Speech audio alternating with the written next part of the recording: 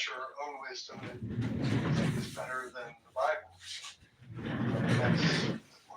We're basing it on the Bible. That's why it's called Ask a Christian here. So could it also be the other way around, that Scripture is echoing what human beings do, because it was written after what human beings do? Here's where I love what C.S. Lewis said about that. I jump in real quick, then you can give us C.S. Lewis. So JCC, that's what I just said. That's the secular viewpoint, but the Bible viewpoint, we believe the Bible, and you might say it's circular, but the Bible viewpoint is that the words of God were settled in heaven long before God gave them to men to put down. So that's from our view, and it differs from the atheist view, of course. But you should understand our viewpoint on it. Go ahead, Steph, and then I want to get something in and then call on some of the other people who have just joined. Go ahead, Steph. C.S. Lewis said, you would think that if man were to invent a religion, he would have invented something that was a whole lot more flattering and simple than Christianity. Christianity is like the rawest, most intense look at the evilest parts of human nature, and it unflinchingly does so. So I love how he says we would have come up with something a lot easier than this. Like Islam. And I would just wanted to say that, like, I'm not disputing, I'm not coming at this from like I don't know, like a religion, trust me, believe my God is true. I mean, just for the sake of this, I'm talking about just competing claims, right? So you don't have to believe our religion, you totally should, but you don't have to for this discussion. I was only approaching it from, let's look at the words on the paper, and by the words on the paper. So that's where I was talking about. So there shouldn't be any, like, well, you would say that as a Christian, or you would say that as an atheist. I'm like, look, we can all say the same things if we look at the same paper. Like, your religious bent doesn't matter. To be like, yes, we can correctly look at the words on the paper, no matter what we think of the claim. The claim is we appeal to a time before the world began. It's like, we would say that as a Christian. Well, you would say that as an atheist because you're looking at the pages. Of course you don't believe it, but you would say, yeah, sure enough, that's what the Bible says. But anyways, that's where I was coming from. Let's see. Felix, you've been up here for a little bit. And by the way, I have like 10, maybe 15 minutes, and then I have to run because my child's phone broke through no fault of her own. I feel really bad. So like, I talked her into getting a refurbished phone because, that's usually what we do, and because it's way cheaper and like save some money. So my other child did that, and through her own fault, smashed her screen, had to pay insurance to get it fixed. This child, I feel really bad because she got like a green line on her screen, just like when technology started to die. So she's like, oh, I'm like, well, you got to pay for it. And then I started thinking, and I'm like, oh, well, maybe we'll pay for this because you didn't drop it, you didn't break it. It seems like it was just, old phone going bad. So I'm like, I guess we'll pay for this because I feel bad that I talked to you to get your refurbished phone, even though it saved you a bunch of money. Anyways, that's what we got to go do. And then my other kid's like, you made me pay for my phone. Why aren't you paying for hers? I'm like, okay, this is where it's like unique, customized parenting, right? You paid for your phone because you smashed it on your own power. We are going to bear this burden for our other child through no fault of her own. Her phone just cracked out. So like, there is a difference. Can you imagine some sinner being like, God's unfair, God's unfair? It's like, look, we can see from our own parenting, we have a carefully crafted, customized relationship with each individual child. Is there any I don't know, I'm getting ahead of myself, but is there any reason why we should think it should be different from a God who created everything, having a unique, customized experience and relationship with each of his creatures? Anyway, side point. Felix, what's up, Felix? If you're there. Yeah, I just basically came up when Steph was speaking about the word seared, and I sent her a message. I don't know if you saw the message in Discord. I did. I looked at the Spanish rendition of that, and then I looked for the definition of that word, which I had never bothered to look for. I've read it many times, and so there's the definition in the medical field for it, and then there's also a biblical definition for it. So I don't know if you saw both of them. I did, yes. And so the word that it is rendered in the Spanish is cauterizing. The spirit is cauterized, which is exactly what I had pictured with animal branding. So thank you. I feel much more clear on that now. James, what's up, James? You're next in line, I see. Oh, I got nothing currently yet. However, you did bring up comparing God to human being parents, so I was raise the hair on the back of my head when people do that. So yeah, thanks for doing that, Nate. Hi. Happy to help. Wait, why does it raise the hair on the back of your neck when what? Why? Let me see for Well, because we are human beings, and our children actually have a relationship with us. It is a two-way relationship, and they can actually touch us and ask us questions and get responses right there on the spot. And we are not all-knowing entities, right? So to compare this, well, why did God do that? That's not fair. You know, like, yeah, of course your children are going to say that's not fair because in their eyes, they're not understanding what the rationale and reason is. A parent says, well, this wasn't your fault, therefore you're not responsible. However, in your case, Katie, you threw that phone at your sister and it broke. You are responsible for that. That's why you're paying for it, right? So how can God do that with us, right? I don't think so. Do you have a child named Katie by any chance? That sounded really close to home. Like that, someone. My daughter has a friend named Katie, and Katie is one of those friends that, let's just say, you know, how do you lock yourself in a bathroom stall? She was screaming help. The door wouldn't open. Then her friend asked her, well, did you unlock it? Oh, thank you. Oh, that's funny. My mother, I found out a couple months ago, apparently did that at the mall. There's a mall restroom. So not one inside the store, but inside like the main off the food court area. And she said she walked in and like it seemed like kind of a sketchy lock. But she went ahead and, you know, she was trying to get out. And she had to like beat on the door. And like an attendant finally came and opened it. But to my mom's credit, she's like, oh yeah, that's been sticking. We've been meaning to get that changed. She's like, I was locked in here for like 5 minutes. And my other kid has some sort of like distended ancestral trauma because she is scared to death of going to the bathrooms if there's like the stall door that is like, you know, there's not room enough for her to crawl out from under it in case it gets locked. So that's my family tree. Comedian, what's up? Yeah, it's Memorial Day. So I'm just wondering, you know, in the Bible, I don't really recall Jesus as being like a political radical, more of like a spiritual enlightenment teacher.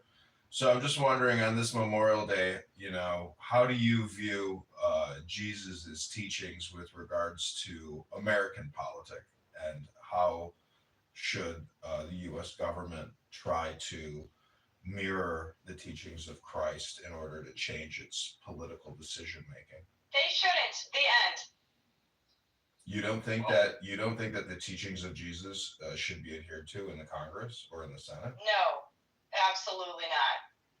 Okay. Now, I'll tell you, I think we arrive at the same conclusions because, close your ears, Michael, because God built morality into all of us. So if you are, if you are behaving by what you as a basic human being understand to be correct, then you are going to align with Christ because that's our design, right?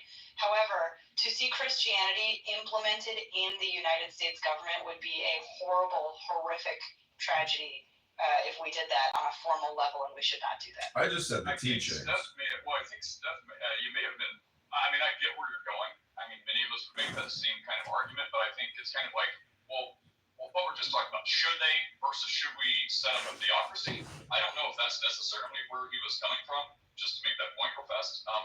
But, you know, should Congress implement the teachings of Christ? Like themselves, right? Not like formal policy, but should they follow the things of Christ? Like, well, yeah, sure. It's like we were just talking. It's like, well, look, Michael and James, random as atheists, you know, you don't have to follow our religion to understand what it says on paper.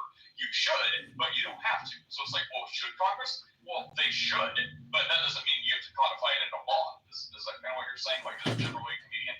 Yeah, I'm not. That's why I brought up why Jesus wasn't super political. I mean, he said, "Give unto Caesar what is Caesar's." So I'm not calling for a theocracy. I'm just calling for frugality. Is really what I'm calling for. I mean, creating $5 trillion more in debt, having $105 trillion in unfunded liabilities. I mean, these are not.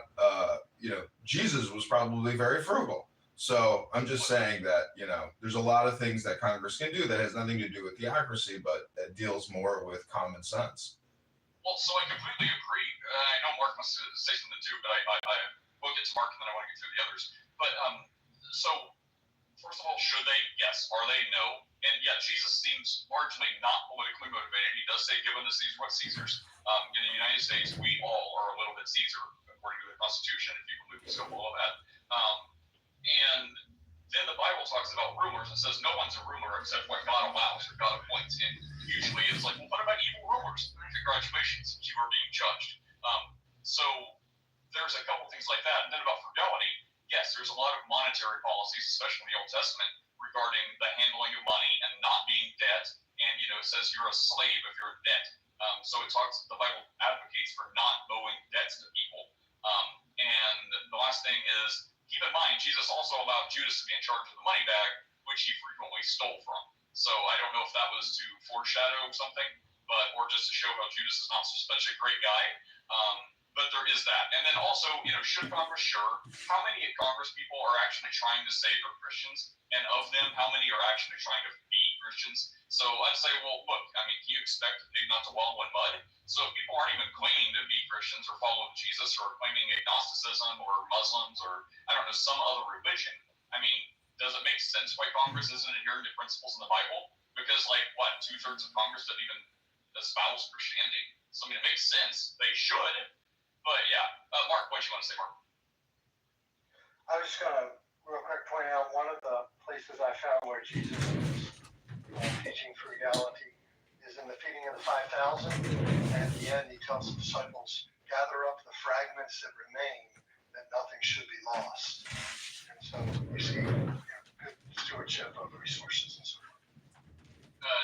David, what's up? I'm going to try and move quick so I can get out of here. Cool. I'll address Michael's point and the question about secularism versus religious activity politically, with a logical Christian assertion or two that can be understood quite secularly. So it says that Jesus Christ is the way, the truth, and the life. That means objective truth, scientific truth, the way that is good, generally speaking, the life that is desirable, generally speaking. Literally just the truth. Jesus Christ is all truth. So that you don't have to be like a fundamentalist to understand that literally. And in the same breath, to address Michael's point, what came first, the chicken or the egg as far as morality? In the beginning was the Word, it says, and the Word was God, the Word was with God. And so God being all things, literally, just the linguistic concept for all can be understood that way. The word of truth, the discernment that provides, has always existed. And so people in Congress or whatever can understand things that way and do the right thing at all times, not being fundamentalists, but still being Christian in the sense that they adhere to truth. Thanks, David. So since my name was invoked, just allow me just a couple seconds. But I want to go in reverse order. James said something spectacular that I have to thank him for. He made me think about something in a way I hadn't thought of it before. I'll put it in a little tongue-in-cheek thought here. The idea of this kind of one-way relationship is interesting. And what I would say, as someone who has had to, been put in the unfortunate relationship where I've had to actually apprehend children from their parents, if it was the case that this God was real and he was having, this relationship with people, God would be the kind of parent that I would apprehend their children from. Now, to what David said, which was really kind of interesting. So all the things that he said are quoted in the Bible. So this idea of objective is frankly silly, because the only way we interpret the world is through our senses, like reading the Bible, subject to interpretation, and we as subjects, that makes it subjective. So I can't seem to get this point home enough, right? You don't have this objective thing you think you have, because you have to take it in through your senses. That means you interpret it through your senses. As a subject, that makes it subjective by definition. And if you want to claim that somehow it's different because it's a God thing, that I'd like to introduce you to the fallacy of special pleading. That's all. Okay, well, I don't have time, and I actually don't want to have time for objective versus subjectivity. But I'll try to follow up with you on the very end if I can, James. I want to get these other guys in real fast. I don't think a special pleading is true, right? It's like the appeal to authority. Well, if you're appealing to authority that specifically has authority in the relevant area, it's not a fallacy of appealing to authority. You're properly appealing to authority. So it's like, well, it's not special pleading if you're special pleading to the singular God in all organizations. Anyways, Mr. Bridge, I got to hurry now. I'm running out of time. We'll try to get to you, James, if I have a second. Yeah, so just real quick. So I don't know who was speaking about it earlier, but just so many different conversations there. I kind of probably lost the weight of what was being said, but something towards the line of that, you don't need a God. Societies kind of create themselves. And I would submit that, and for them to even create these organized social structure, there's a framework that they are following in order to make that exist in the first place that predates their own existence. So there you go. Thanks, Mr. Bridge. Rev, what's up? If you're speaking, Rev. 3, 2, 1. CEO, we have time for you to say a first and final thought. What's going on, CEO? Oh, I wanted to ask James a question. Did I? Oh, yeah, and by the way, I don't know if you accepted my invite on LinkedIn or not. I don't really use LinkedIn, but I Oh, okay. I didn't see it. Because I knew you were following an account I had before, but I guess I posted too much Jesus stuff, and they kept banning that account. And every time I would email them a fiery letter, and they're like, "Oh, we're sorry, it's accidental, my bad," and then unblock it. And finally, I just let it go. But I resurrected one of my old accounts. I'm like, "Oh, this is better anyway." So I saw you were following the other account that kept getting blocked. So I followed you this. It's like, look, guys, Jesus is the only way. I'm sorry if you want to block me for that, I guess. But anyway, so look for that. Yeah, go ahead and ask James, and we'll try to finish this up. So James, I would like not a technical answer, but just a super practical one. Why is appealing to authority considered a bad thing or a bad argument? Because Michael said that. Yeah, Michael said that. Oh, I'm sorry. Yeah. Well, James, I bet Michael would agree. Appealing to authority is not a bad thing, right? However, when I'll speak for myself, when I appeal to authority, it's on things that I respect their background in, right? So appealing to a scientist who has an extensive background in biological evolution, I'm going to appeal to their authority on that said topic, right? So there's nothing wrong with that. Yeah, I would agree almost with a caveat what James said. So if I was to appeal to something Lawrence Krauss said on physics, that's not fallacious because he's an expert. If I was to appeal to Richard Dawkins on something he said on history, that would be fallacious because he's not an expert. And the fact will, the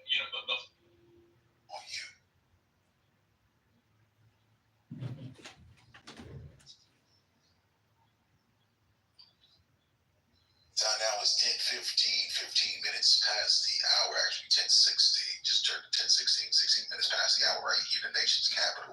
I am your host with the Moses, your boy Lucifer, Love Art Network. This is the Alien Elite. I want to thank everybody for tuning in.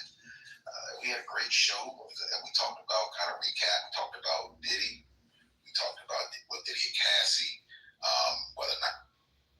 Because I know that kid is about to have some serious teeth problems. Hell yeah. Yeah, but there's my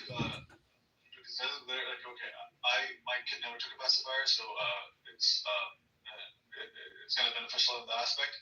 But one of the things is I think it gets missed in the broader conversation on pacifiers with kids. When you're sleep training your kid, right? Sleep training is, again, I don't know if what's the culture there, but in India, you co-sleep with the kid until they're 5 or above 5. That's a given.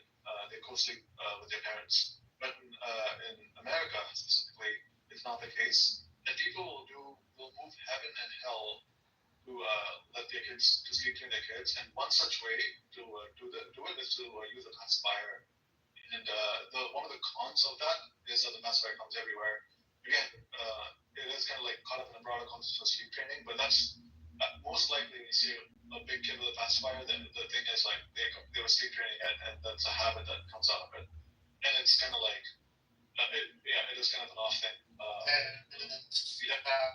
the case, It's just big. No, it's the kid is coddled in America. It has nothing to do with that. It's just the fact that they're. I don't know, man. My nephew turned a year old. I took that pacifier right out of his mouth on his first birthday. He threw a tantrum for about an hour, and after that, he was fine. Never again. Fuck out of here. Take that shit out. Have a baby, Violet? My nephew. Oh wait, hold on, Violet. How's that cat doing? He's doing great. He's doing great. He's thriving. Yeah, no, he's thriving. I got a little worried because like the poops and everything. But he's thriving. He's doing good. Happy Memorial Day. Just want to tell all you chillism, brain dead, brainwashed projectionists. Oh, check it out. Good job. I was so close, but I'm pouring more cereal for my son because he likes to eat 3 bowls a day because he's got a high metabolism. And he's up to my chin now, everyone. I'm pulling apart. I'm making pancakes. So Rican, no shade on you. That bar is pretty low to begin. Oh no, it's not. It's just, I mean, like he's only 7, man. Like, can you imagine having a 7-year-old? I think what he's saying is that's not a tall 7-year-old. You're just short. I'm just saying chillism is toxic. You don't belong up here, sir. You don't belong. Because I know he's about to do it like that. Accidents like that. That's crazy. I'm just saying all communication is spam, and this room is nothing but a spam room. It's kind of fun. No, legit. Yo, give someone hope. I'm sorry, John. I'm sorry. Oh yeah, no, that's one of my favorite. I'm a terrible person. That was one of my favorite things to do when I was younger. If say a boy would go to ask me on a date, and that's really no, I don't want to go with you. Sorry, you suck. It's so enjoyable, and I may be a sadist for that. I'm cool with that. Y'all can call me that.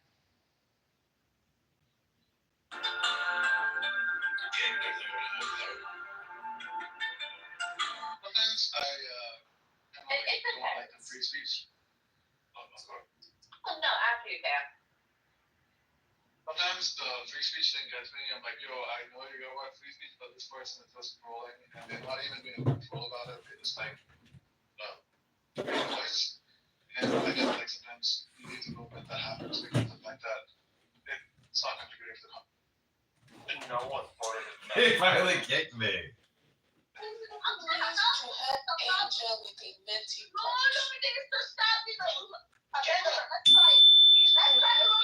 All communication is spam communication. All communication is spam. All communication is spam and projection and hypnosis and politics. This is toxic spam. If you want to wake and bake, you should just meditate. This is toxic spam alert. This is toxic spam alert. This is toxic spam. What a waste of time. This is toxic spam and a waste of time. This is nothing but toxic spam and a waste of time. Enjoy your Monday and Memorial Day. Go out into the sun. You're gonna come. What a waste of time. What a waste of time and spam. This is nothing but spam. She's spamming you all. Just spamming and spamming and spamming and spamming. What a waste of time. On your dime, it's a waste of time. She's spamming. She's spamming. This is a waste of time. This is nothing but a waste of time. What a waste of time. She's spamming. She is spamming. What a waste of time. What a waste of time. She's nothing but a spammer. She's spamming. What a waste of time. What a huge waste of time this is. She's spamming. What a waste of time. What a waste of time. She's spamming. What a waste of time. What a waste of time. Stop spamming, everybody. What a waste of time. This is pathetic. This is so pathetic. What a waste of time. She's spamming. She's spamming. What a waste of time. Don't kick me.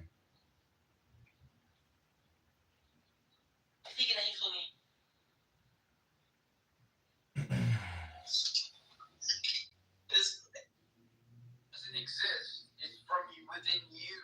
Prove it. Prove what? Exactly. I just did. Exactly. Oh, that's a gotcha. Stu said something fucking intellectual. No, you didn't. So, how can the ego exist without the individual claiming to have ego or not to have ego? Prove that it doesn't exist without a person. It's Okay, the same argument. Hey, you can't prove it doesn't exist. I win. Argument from ignorance. What an idiot. You don't seem to know how to conversate with people, JC. I can conversate quite well, Day-Day. Thank you very much. No, you came in the room. It's Stole the conversation. Actually, no. You Everything I said was... can say communicate, you can say converse, you can say okay. So I still haven't heard an informative answer to what is it that you were interacting with you. I thought he was an idiot. He is. So why do you want to have him tell you an answer? Yeah, see. Because it's entertaining. I'm tired of giving you knowledge, JCC, for free. I gotta Oh, start okay, charging you, bro. Hey, please.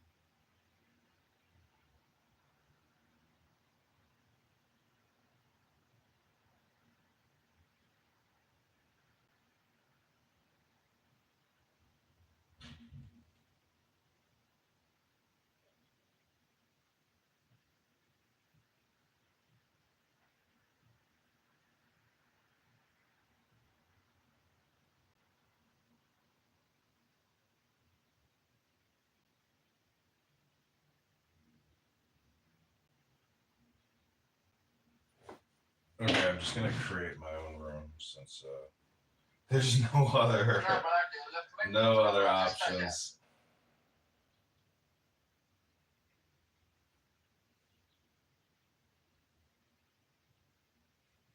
Hello? Welcome to the unrecorded room. Public room. So you don't think that this is just toxic spam? What? You don't think that Clown House is like 99% toxic spam? You might, yeah. Well, But you're gonna stick around until the world explodes? absolutely, that's what I said. We're gonna be on here. But what's the point? If it's all just spam, what's the point? Because what we do in the MC, we minister of God. So we preach the word of God. So therefore we reprove it, we rebuke it with long suffering and doctrine. So therefore we ain't going nowhere. So we ain't gonna run. There's gotta be a better way though. They gonna have to change to what they talking about, and they gonna have to change their way and how they serve God. Yeah, but there's gotta be a better way, because then you just get eaten up in the crucible. Say it again. I said there's gotta be a better way. I mean, maybe if you're the green bean, that's the way, but if you're not a green bean, then you're subjected to relentless spam. If you got a green bean. Yeah, being a creator is basically like what God and Jesus is like. So it's better to create than it is to consume. I just made you a moderator in the room. I know, but I'm just trying to point out some observations. That's all. Yeah, well, you asked me a question or whatever. That's your answer there. So I mean. To each his own, like I said, we gonna be on here, but this is just one part. I mean, we own everything, all the social medias, and throughout the world, doing the same thing. You got toxic information and toxic spam on all social media places, not just here on Clubhouse. And we own all of them, and we're not going anywhere. Yeah, it's obvious. So like I said, either they have to change their way of what they talking about, or change the way they serving God, or what this or whatever. Well, what do you think about George? They move around. What do you? We ain't going nowhere. I don't know if you saw the Washington Post. Washington Post had a headline yesterday that said George Floyd was imprisoned and shot and killed by the police. And I mean, he wasn't shot and killed by the police. So why would the news put out a headline saying that he was wrongfully incarcerated and murdered in prison by the police? Why would the Washington Post put out that type of toxic spam? That's a lie. So why do people lie? I mean, you got people lying right now. Well, it's clickbait. That's what spam is. So I'm just saying Clown House is even worse than clickbait because it's like a milieu of people just randomly spamming each other to fill the dopamine deficiency in their system. You got it everywhere. This is the world on Clubhouse because people all over the world is on here. So it ain't no different from the news that you heard on, you know what I'm saying? The Washington Post. No difference. Exactly. It's your choice whether or not you want to, observe or ingest spam. But if you don't, you have to have alternative activities, that doesn't include spam ingestion. All right. Well, you know what I'm saying? We on here to let you know that Israelites are Israelites. You see, well, here we go. Here comes the toxic spam part. They still exist. But what does the word Israel mean? What does the word Israel mean? Power with God and with man. I mean, if you look at the word Israel, it's almost like a question, because Ra is what, the sun god? El denotes divinity, and is the sun god. Is that what the word means? Is the sun god? I just told you what it means. What does Jew mean? Bless you. Uh-huh. What does Jew mean? Jew asking me? What does Jew mean? What are you asking? What does Jew mean? Jew. What does it mean? You just asked me what does Israel mean? What does Jew mean? I mean, it's people who come from the tribe of Judah. Okay. But what does it mean? I would say it's a little bit like the word bee. Like the word what? Like the insect bee. That's what it means? Maybe something close to that, yeah. Like a bug. So where's your source of information? My brain. That's what that means. My brain. I don't know. I'm making it up. Toxic. Is that some toxic spam that you just came up with? I don't know if it's toxic, but it's spam. Oh, so that's a spam that you just came up with. See, that's why we on here to be rebuked, but we ain't going nowhere.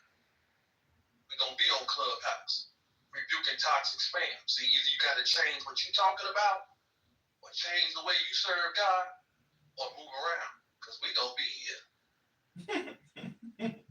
Oh yeah, we know. You ain't going nowhere. Judah absolutely is from the tribe of Judah. It's just short for Judah. Well, what's the shepherd? Israel means power with God and with man.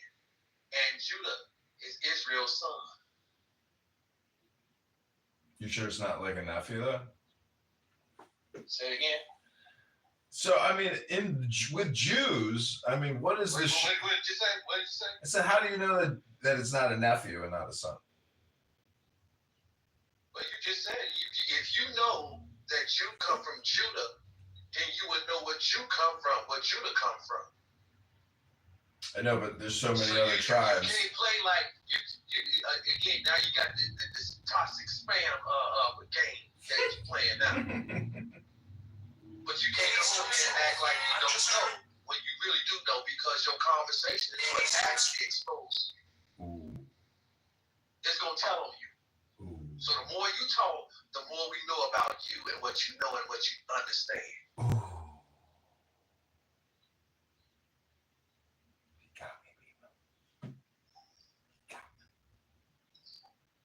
Welcome, everybody. Peace.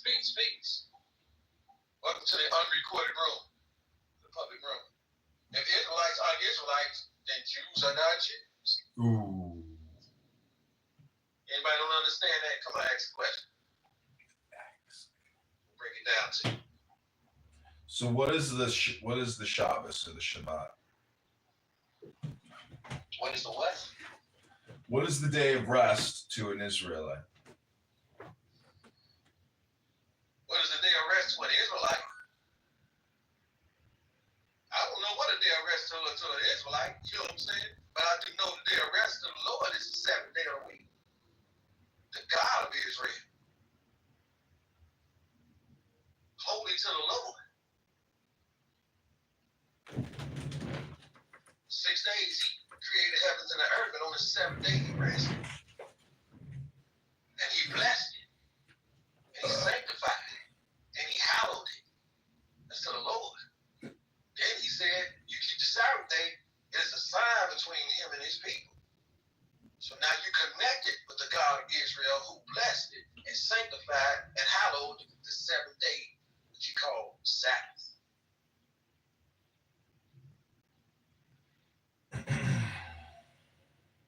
See how we don't let no toxic spam get by? We crush it all.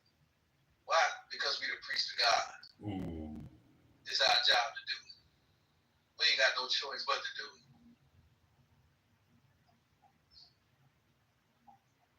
We got to bring all the people back to God. Come on back to the God of Israel.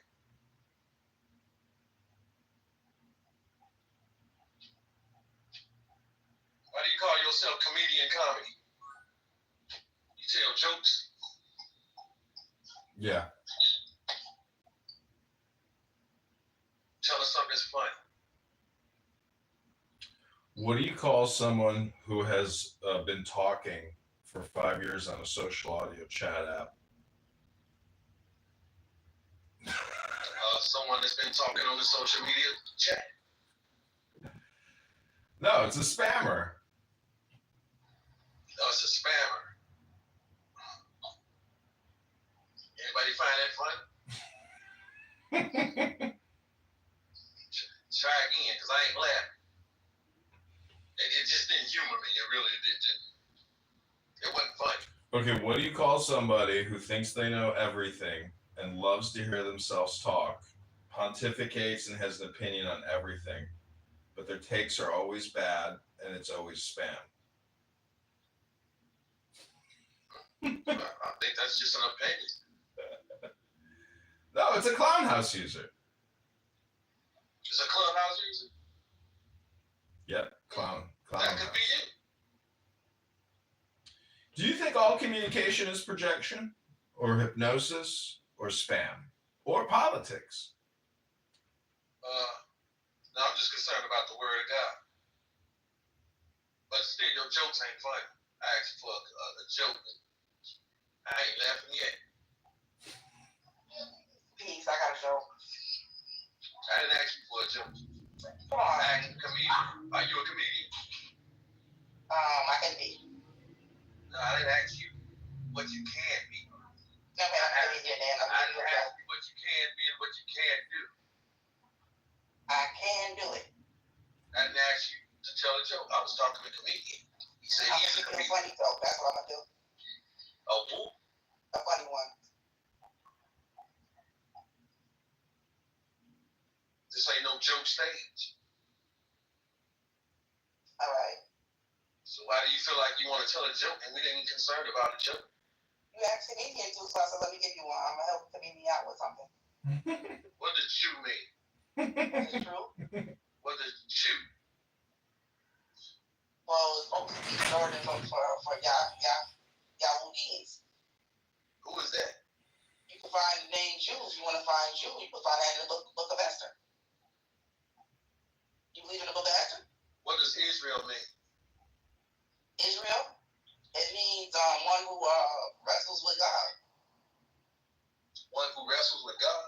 There's two of them. One who wrestles with God and one who has power with man and God. Okay. I accept that. Yes. That's the beat. That's scripture. That's real. Yes, yes, it is. That's why I'm accepting it. Because, comedians said that,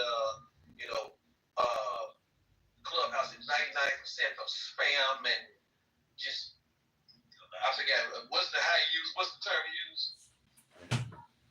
It's 99% communication spam. Communication spam. I told them we on here to cut it down. Okay, I got a question. What type of exercise does Jesus do? Say it again. What type of exercise does Jesus do?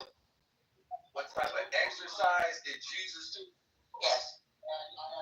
You mean like physical exercise? Yeah, you want jokes, right? No, we ain't telling jokes. We ain't concerned about no jokes.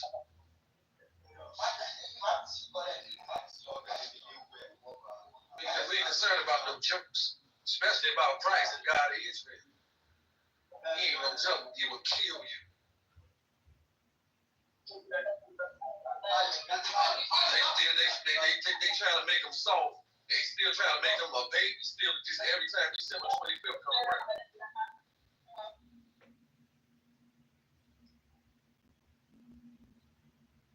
So we ain't concerned about no jokes again. What's up, Ezra? Shalom. How you doing, everybody? Peace and blessings in the room. What you need?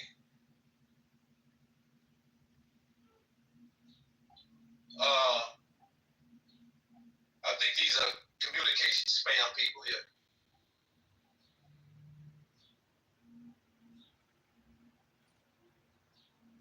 Communication spam people.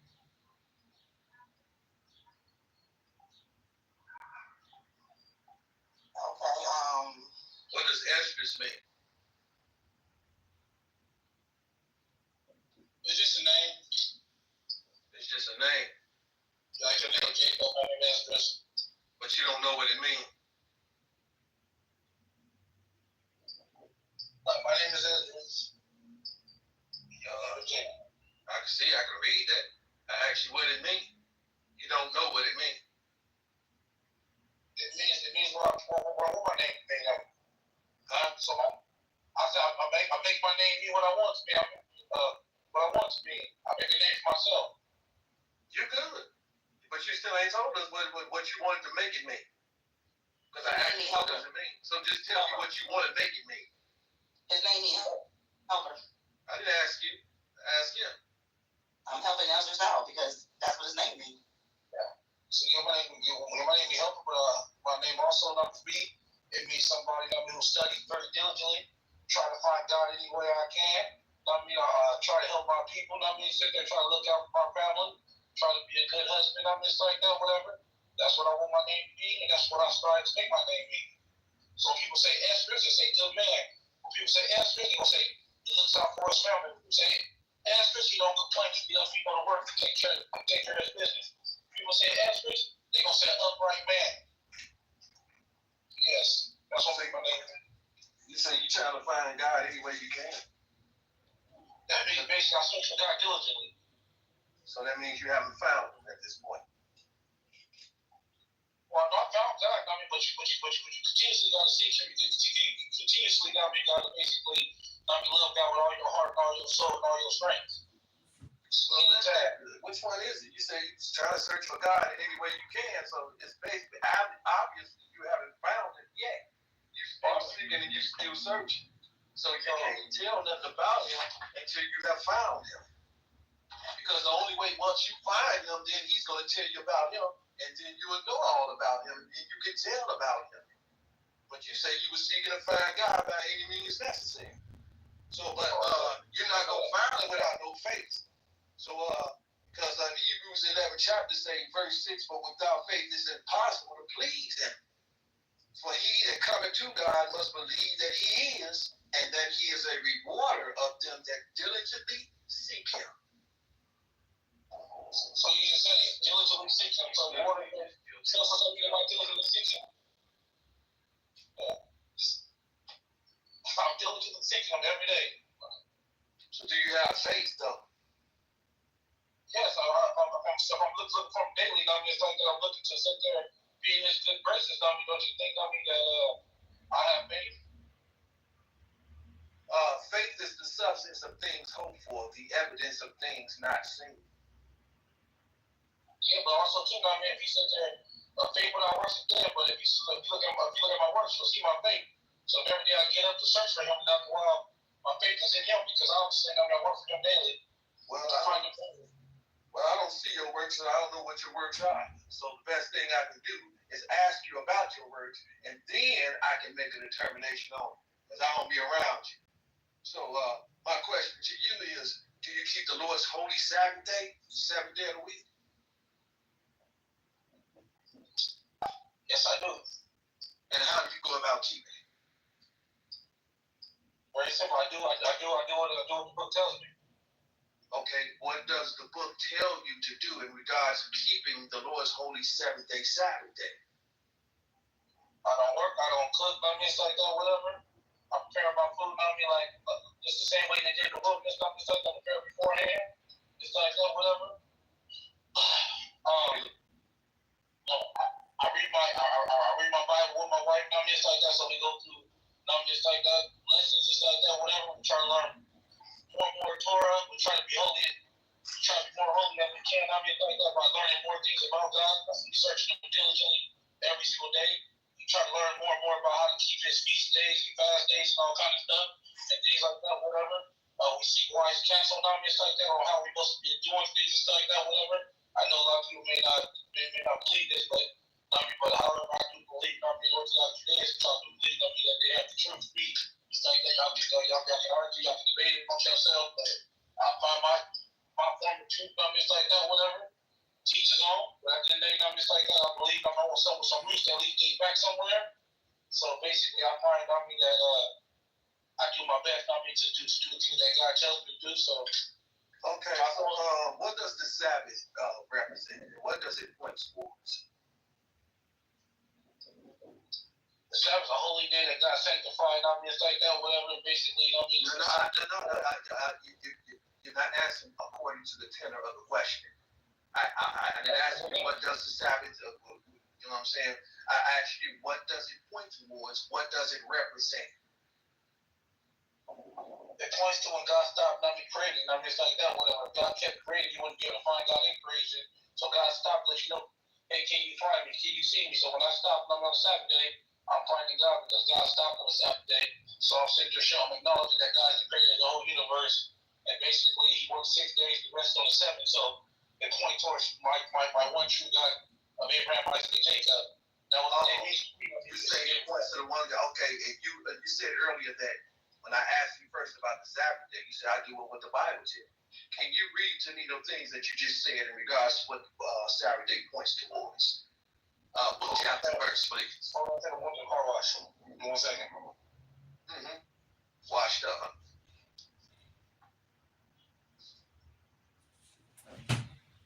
So let me ask you, Jacob. You got your opinions, you got your education, but do you have peace in your life right now? I have no opinion. I am being educated in the Word of God and being an educator. And I do have opinions. You honestly think you don't have an opinion? I don't have an opinion at all. So what is an opinion then? I do have an opinion, but you wouldn't want to know my opinion. My opinion don't matter. It don't matter. But you do have an opinion. Yeah, everybody got an opinion. Everybody can have an opinion, but it wouldn't matter if I gave you my opinion.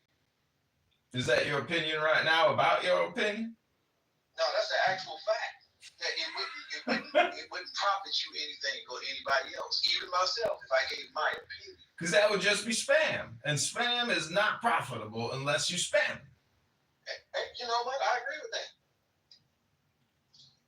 That would be straight up communicative spam.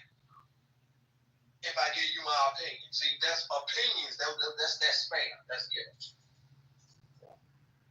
Another name I call it is trash.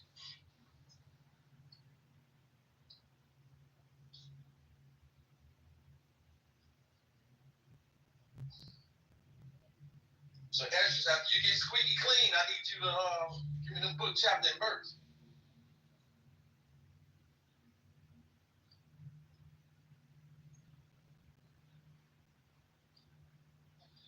Just read Genesis chapter 1, don't get like that. Look at Genesis chapter 2, don't get forget it. It lets you know what day God hallowed and sanctified. So if you want to know what day that God stopped from all of his work, that was on the seventh day, not the stop on the day that God hallowed and sanctified. Didn't ask that. That's God. You already people. That's the book too. That's in the Bible said it. When you said keep the Sabbath. Amen. We didn't ask about that. That is real too. I know you ain't lying on that, and that is not spam that you just gave. That is from Genesis, the second chapter. But I didn't ask you that. You're welcome. You say thank you for the jewel because you did not know where it was at. That's why you kept asking. Say thank you. Say thanks, Masters. Go ahead, Dave. Say thank you, Masters. Thank you for what? Because I told you something you did not know because you asked me for something that everybody should know just for their basic studies. That means you didn't read the beginning of the Bible. You must just jump right to Matthew. You didn't read Genesis. No, I asked you. Dr. Australia. Oh, Dr. Australia. I was telling Nora Bandura about your PTR yesterday. She feigned any type of interest. She didn't really care. I don't know. Has she seen your PTR? Because I think it would be like soul crushing, to see that reminder of just the sweatshirt itself, not even the hair or the face, but the sweatshirt alone is enough to get that, F rating in the bonds market. It's just my opinion, but what do I know about opinions? Everyone has them. Apparently, everyone has what's called opinion. Maybe that's why I say all communication is just opinion. Well, really? Duh. So I was supposed to go meet this. Then someone picks up my bed, and then another pick up. Any chance we could meet? Yeah, absolutely.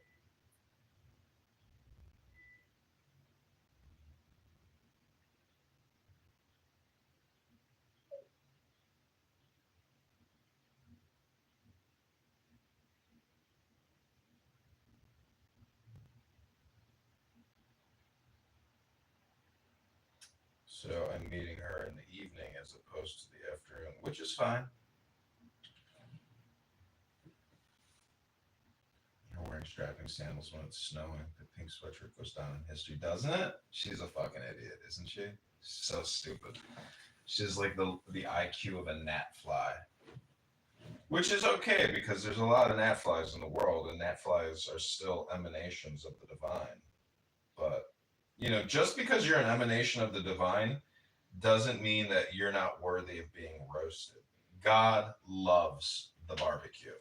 God loves a good barbecue. You know why? Because, barbecues are fun. Everybody likes a good barbecue, especially barbecue chicken. So,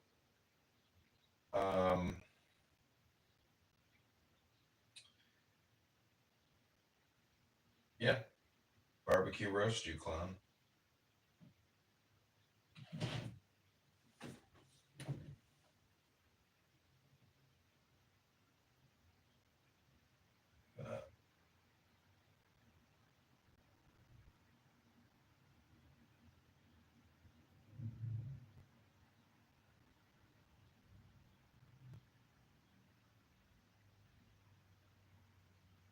It's a really nice day out here in Chicago.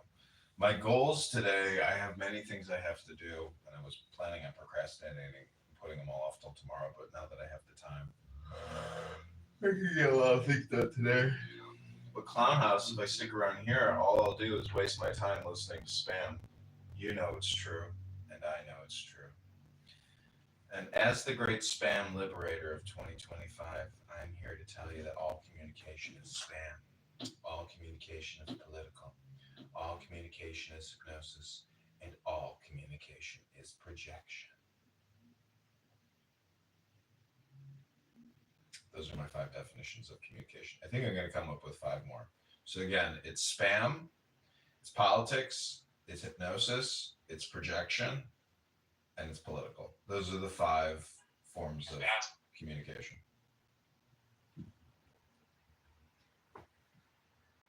You like my definition, Bima? I do. So once you know that you yourself are an originator of spam, of hypnosis, of projection, of politics, what are you going to do about it? Are you going to choose wisely? I think that's the next best choice, right? How do we know our decisions aren't like pre-programmed, opinionated spam? Everyone goes through condition cycling. And I was even thinking about how sex is actually a form of conditioning, especially if you're being abused. But some people, I think, in relationships end up getting conditioned with the sex, meaning that it's such a high dopamine creation event that's super conditioning. It's super conditioning. So, sex can be used for brain control, mind control, conditioning. And obviously, you can think about horrific abuse and how people end up, it destroys your independence or your psyche or your mental health. So sex is a form of communication. And it was just something I was thinking about the other day, about how people get into toxic relationships and how sex is like the conditioning experience that keeps it all together in a way.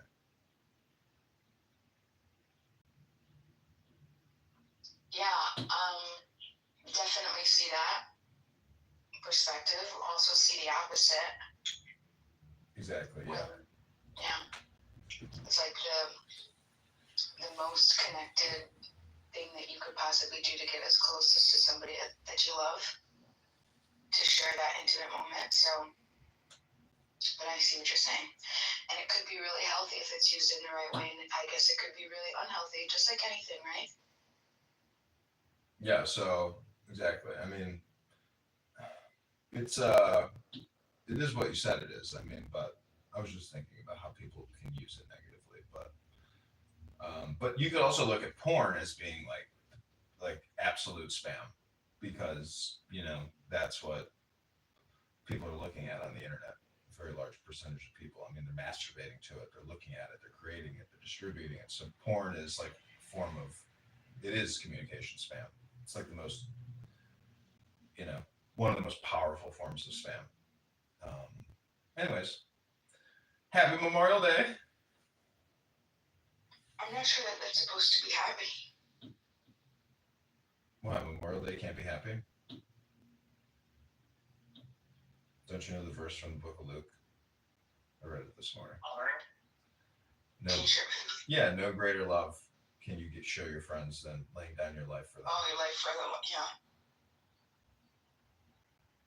So, I don't think that that's what makes me unhappy about Memorial Day.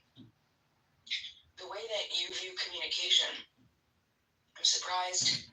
Well, I don't want to make assumptions, but to understand that communication can happen this much between just people, right? Why would it not happen with power structures? Why wouldn't it happen power structures whose intent and goal is to control? I feel that a lot of the soldiers did what they did. I mean, you know what? I'll ask you. Do you want to hear my opinion on this, or no? Not really. Oh, is it the 1% spam? I don't know. I mean, it's not a popular opinion. If that's what you want, if you dare. Well, go ahead, spit it out.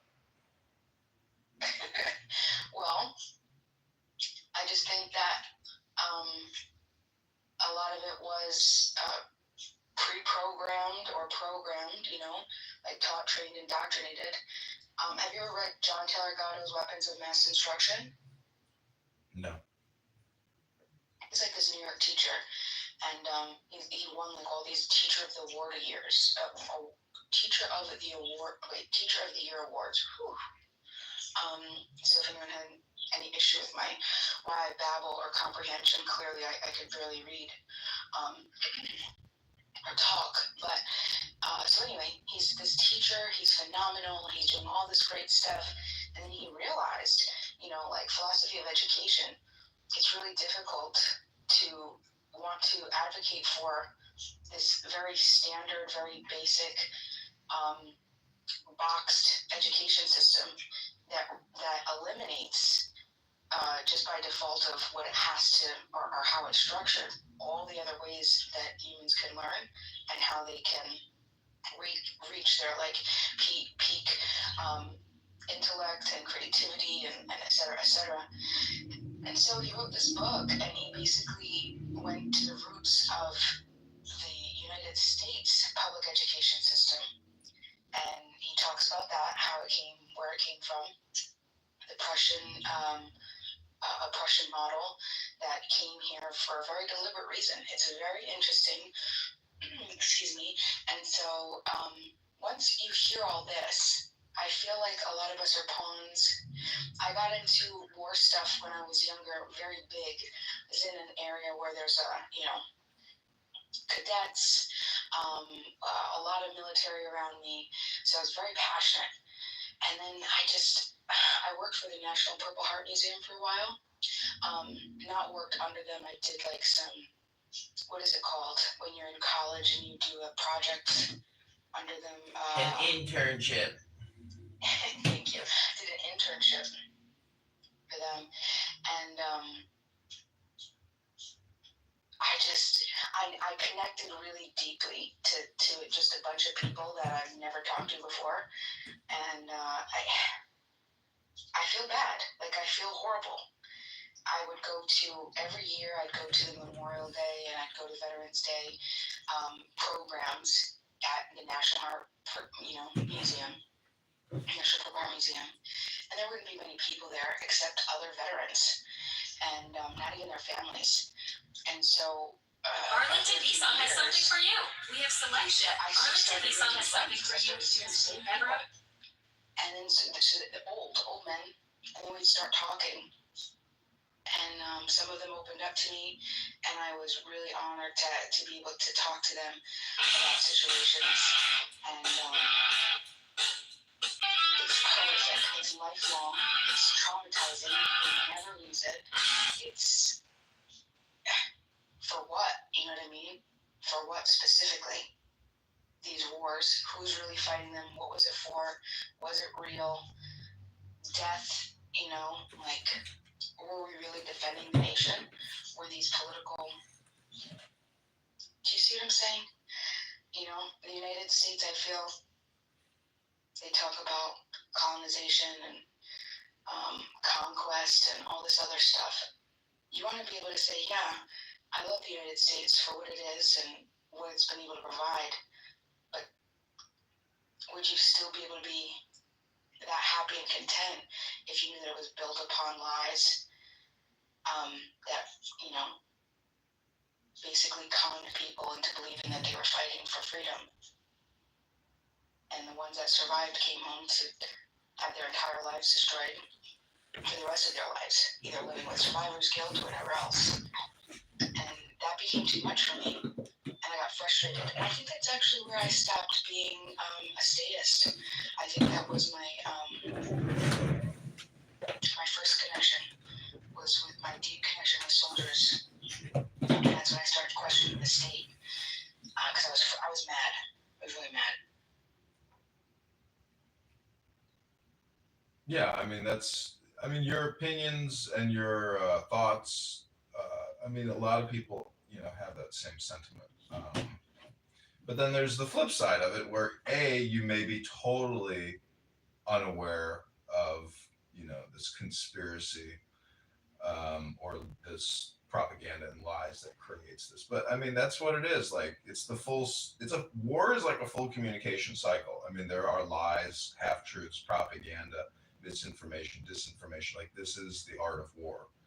If you read some CIA manual on how to organize a guerrilla army, I mean, so much of it deals with conditioning, indoctrination, propaganda distribution, node networks, all this stuff. So, welcome to the science of politics and war, and if you're smart, and then hopefully you survive and you thrive.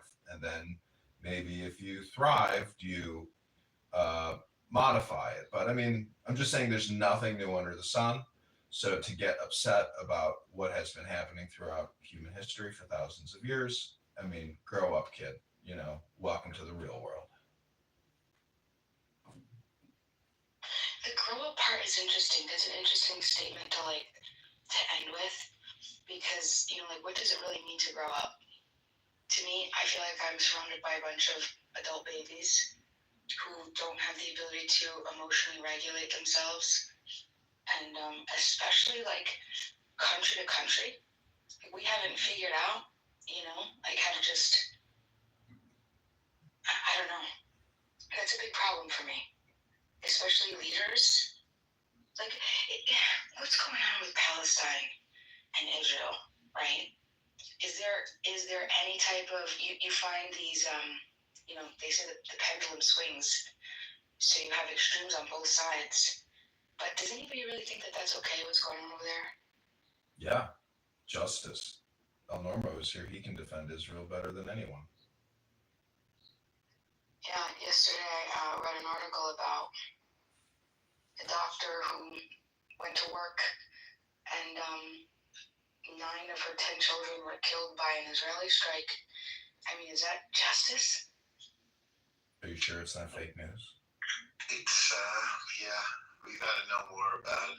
It certainly sounds tragic, but you really can't trust Hamas. They're just liars and killers and savages. So until the war is over, I don't think we're going to know what's really going on or what happened, unfortunately.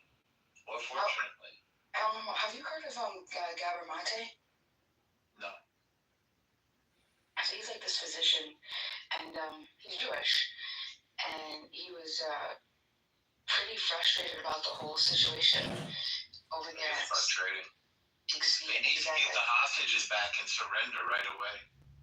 Hamas. They could have done that October 10th, 2023. They want this to happen.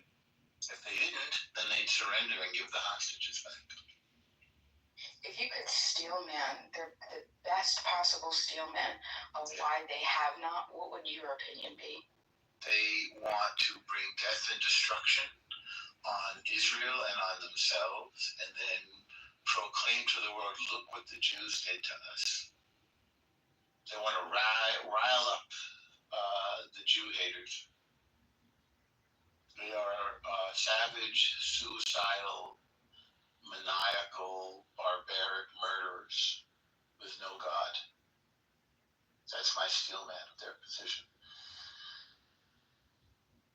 Very interesting. Thank you. Yeah, Gabor Mate, he... Gabor Mate, yeah, I know that. Oh, I'm pronouncing it wrong? No, I'm not saying that. I just, I read him for years. Is it Gabor? Is that how you pronounce it? Tell me the truth. It's Gabor. Gabor? Okay. Gabor. Is it? It's Hungarian. Yeah. And his son is another one. Did you see his documentary? No. I've heard him though. He's got a mental issue. He's a messed up guy. Something happens to certain Jews and they sort of turn against the Jews. It's a psychological problem. I mean, Hamas promised to do this over and over. Israel has a responsibility to protect its citizens. And certainly we have every right to come and get our hostages. Are you talking Gabor Mate? Yeah. I thought he has a daughter that's deranged. I didn't know that. But before the October 7th, I was a big fan of his work. Me too.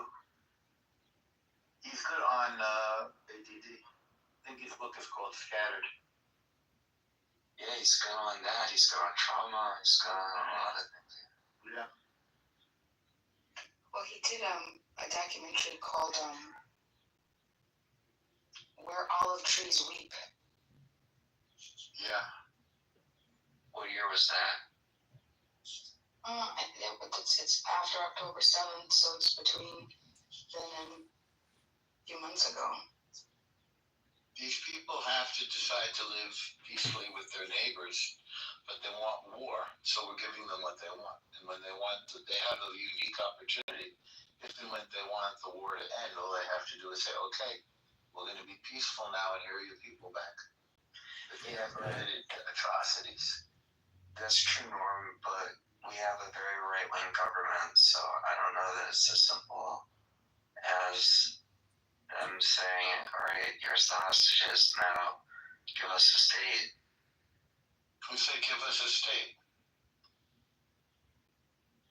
I mean, that's what they claim to want, at least in the shorts. Whoever said that? Who says they want a state?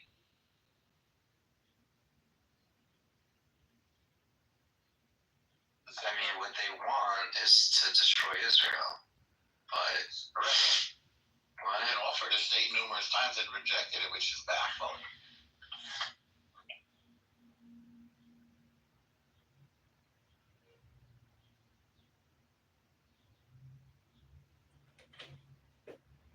I mean, honestly, Bima, I mean, if you want to steelman the argument, it's really like a propaganda scam. It goes back to communication theory and all communication being politic or spam or projection or hypnosis. So, I mean, October 7th was the needle in the haystack or the tipping point in this conflict where, I mean, have you ever been to a concert, Bima, and been taken hostage or killed? No, you haven't. You're here right now talking to us. But if your sister was taken hostage and is sitting in somebody's tunnel right now in Gaza, you would have a different opinion. But unfortunately, the spam has been so much and so huge and so persistent and projected so much by the algorithms that we have millions upon millions of people that never mention the word law, never mention the word justice, never talk about terrorism, peace, and security. I mean, these are important concepts for any country and any group of people that want to live a good life. And unfortunately, what they did on October 7th was so dastardly and terrible that it can't be forgotten. And justice has to be pursued by the citizens of Israel to make sure that that doesn't happen to their brothers and sisters and cousins anymore. I mean, enough is enough. I mean, every Friday, Saturday night, you got rockets being shot, from Gaza. I mean, let it go. Live in peace. And if you can't let it go and live in peace, well, then the meek shall inherit the earth, and it's an inferior fighting force. They will be destroyed, and the hostages will be liberated. It's only a matter of time and a question of what is the best way to go about solving this equation.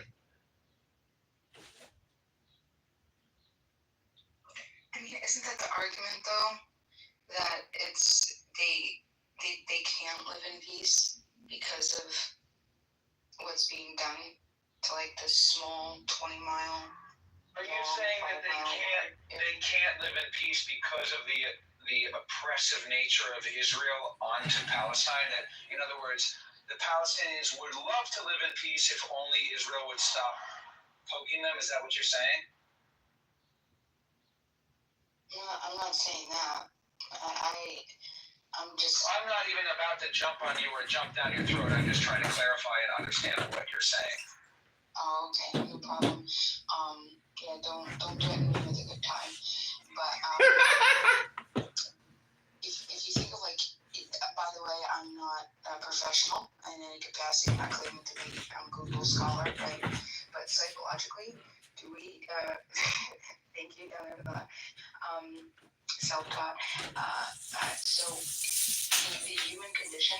Am I made to believe that these humans don't have the same natural self-interest psychologically, like yes, every other? I would try to make you believe that. I would expect you to be made to believe that. People have different definitions around the world of freedom and security and peace.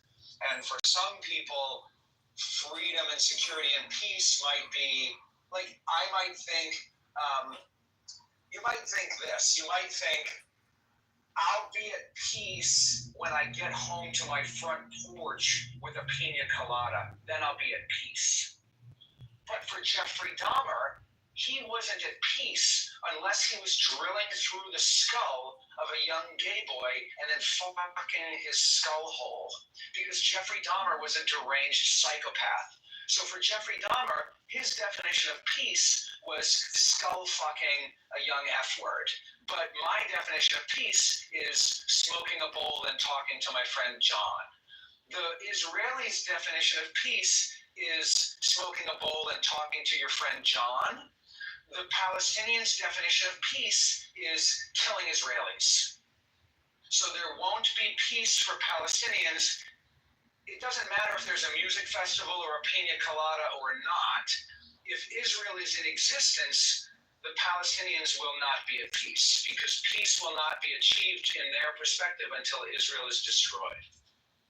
What do you think that the root of that is? Do you think that there's... That's a great question. My first guess is that it has something to do with religion.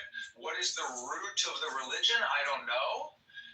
But have you ever heard this quote? It's not a quote from the Quran. It's from the Hadiths. Do you know what the Hadiths are? Hadith? Yeah, isn't it part of the Islamic sacred texts, the deed security? Yes, and if I understand it, and somebody like John or somebody could correct me if I'm wrong, but as I understand it, the Hadiths were not part of the Quran, but they were like teachings from the mouth of Muhammad. So they were lectures or essays or hadiths or sayings or something that Muhammad said. It's not in the official Quran, but it's kind of like the Talmud for Jews, where the Talmud is things that rabbis have said, and the hadiths are things that Muhammad has said, basically. For the purposes of this conversation, that's good enough. And so there's this one hadith that's a really popular hadith, and I have seen this written on protest signs more than 5 times, maybe 10. I've seen a bunch of pictures of people at protests around the world holding a sign, like their signs might say, "Free Palestine now," or, "Let Gaza live," or something. I have also seen protest signs that say, "The rocks and trees must speak." Are you familiar with this line? Even the rocks and trees must speak. No. So there's a famous hadith where it's something, I'm going to misquote it, I'm going to paraphrase it, but it's something like this. It says basically, the hour of judgment will not be at hand until you fight with the Jew. And behind every rock and stone, a Jew will be hiding. And the rocks and trees and stones will cry out to you, "Oh, Muslim, a Jew is hiding behind me. Come and kill him." So you can Google any part of that and find the exact quote. If you just Google rocks and trees, a Jew is hiding behind me, you'll find the full quote. Something like, "The hour of judgment will not be at hand until you fight with the Jew. The Jew will be hiding behind every rock and tree, and the rocks and trees will say, 'Hey, a Jew is behind me. Come and kill this Jew and rape his sister and cut off his head and then put it on Telegram because, hey, Muslim, cut off a Jew's head and put it on Telegram.'" So I don't know what the origin of the hatred is. Like, I don't know why Muhammad said that disgusting thing. I also don't know why Muhammad, jizzed all over his 9-year-old wife and then had his friends pick off the jism with their fingernails, but that's in there somewhere too. It's like, if you jizz on your 9-year-old wife, have your friend pick off the jism with his fingernails. I don't fucking know about that either. But it's at least partially related to their stupid religion, I would say. It's partially related. Now, what do you think happened? Like, so during the Ottoman Empire, weren't they like just kind of just doing their own thing for like some 400-something years? Who do you mean by they? I'd say what would be understood as Palestine, or at least that area. I would say largely I agree with you. I would say under the Ottoman Empire, they, meaning the Palestinians, were kind of doing their own thing. Now, you need to understand some intricacies with this idea. First of all, what do you mean by they, the Palestinians? Under the Ottoman Empire, Jews, Christians, and Muslims were all Palestinians. Under the Ottoman Empire, Jews, Christians, and Muslims all lived together in the land known as Palestine. And under the Ottoman Empire, because the Ottomans were in control, the Jews, Christians, and Muslims who lived in the land were kind of doing their own thing. And even in the late 1800s and early 1900s, when the first Jewish Zionists started purchasing more and more land from Arab landowners under the Ottoman Empire, nobody really had a problem with it. It wasn't, there's always been, when the Muslims are in charge, the Jews are second-class citizens. The Jews have to pay a tax, which is called the jizya. Jews can be subject to random violence or expropriation of their funds or possessions or some sort of other oppressive bullshit when the Muslims are in charge. But when the Ottomans were in charge, the Muslims and the Jews and the Christians, as you said, they were kind of all doing their own thing. The issue was when the Ottoman Empire collapsed, the British took over, and then the British wanted to relinquish control. So the idea that was devised was the British was going to relinquish control, and they were going to split the land in half. It was going to be half Israel over here for the Jews and half Palestine over there for the Muslim Arabs and for anybody else who didn't want to be part of Israel. The Christians probably could be part of either one. If they didn't mind living in a Jewish nation, they could be part of Israel. If they didn't want to be part of a Jewish nation, they could be part of Palestine. And it really would have been fine. Except the problem is the Muslims didn't want to accept the existence of a Jewish state. They said, we're fine being neighbors with the Jews if we can control them. We're fine being neighbors with the Jews if they don't have power. We're fine being neighbors with the Jews if they have to pay the jizya. We're fine being neighbors with the Jews if I can beat them up whenever I want to. But do I want to live next door to a Jewish nation? No. I'm fundamentally opposed to the existence of a Jewish nation, and I'm going to stop at nothing to block or destroy the Jewish nation. That, I think, is when they went from doing their own thing to fighting, was when the Jews wanted to make a Jewish nation. The Muslim Arabs said, no, we don't want you to do that, and I'll kill you if you try to do that. I'll kill you. That's what I think.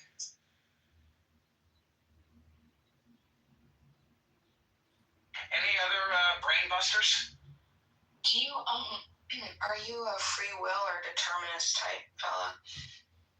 I think I'm both. I think it's both. I think it's an art. Compatibilist? I've never heard that word before, but sure. You know, my friend John Kitover loves to say this beautiful thing, which is that there's not a speck of dust out of place in the whole universe. And maybe that could mean that everything is predetermined. But I think that we still have choices to make. And so I think I believe in free will, for sure. But I also...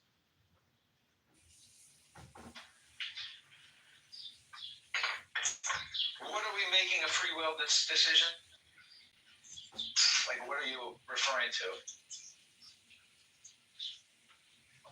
It was just a question. I'm trying to understand you. free will.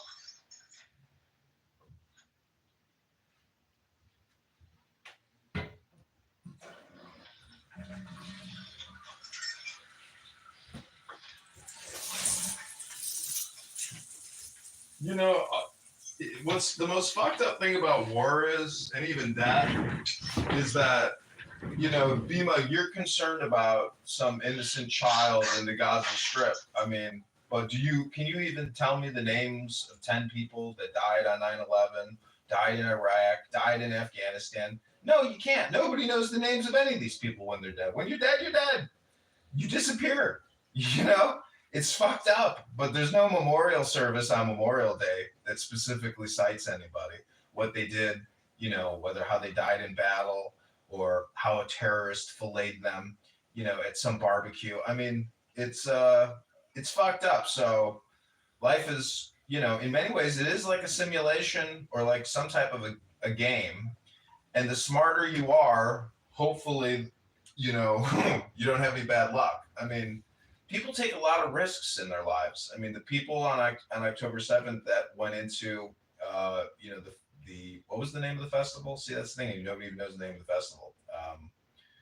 What was it called? Anyhow, the point is they made a miscalculation on that day. I'm Nova Festival. I'm sure 80% of those people that decided to go do that attack are no longer on the planet. So, or breathing. Maybe the remains are still on the planet. So I don't know, Bima, life is just a series of coordinated decisions, and hopefully you make good decisions because you have good thoughts. When you decide to go kill people at a concert, you're not having a good day. You're having bad thoughts, and you will have bad outcomes. I mean, that saying, you know, live by the sword, die by the sword, it's just a maxim. It's true. If you're going to go commit violence, there's a very high probability chance that you will die by violence. And it will be redirected back towards you, opposite and equal reaction. You know, it's called physics. So I don't know. Welcome. You know. Can I ask a question? Yeah. Bima, would you say that you are in favor of a freeing Palestine? You support Palestine here in general? I don't like to move in collectives, but what I don't support is the murder of innocent people.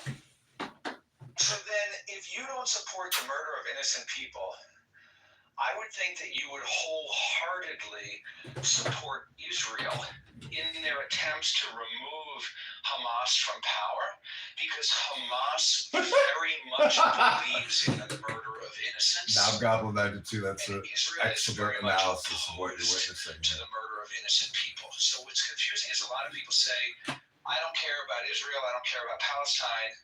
I just am opposed to the innocence, to the indiscriminate slaughter of civilians. If you're opposed to the indiscriminate slaughter of civilians, you should be opposed to Hamas, and you should be generally supportive of Israel's mission to remove Hamas, because Hamas kills civilians. So, like on purpose, you know, on purpose. So that may be true. That may be true. Okay. My issue is how many people died on October 7th? I think like 1,200 or 1,300 or something like that. And how many people have died in Palestine since October 7th? Well, yeah, but I mean, do you think that Israel is wrong simply because they've killed more people? Yeah, I do. Wait, do I think they're wrong because they've killed more people? Not just killed more people. There's a more innocent people. Let me ask you this. Yeah. I was trying to think of like an analogy, and I just got one. Okay, so you're a woman, I'm a man. We're not going to get in a fist fight. This example involves us being in a fist fight. I'm not trying to be in a fist fight with you under any circumstance. I don't even fucking know you, but I respect you, and I don't want to be in a fist fight with you. But let's say you and I are in a fist fight, okay? And you kick me in the balls, kick me right in the balls, and then I get pissed off and I punch you in the face 200 times. I punched you in the face 200 times. You kicked me in the balls one time.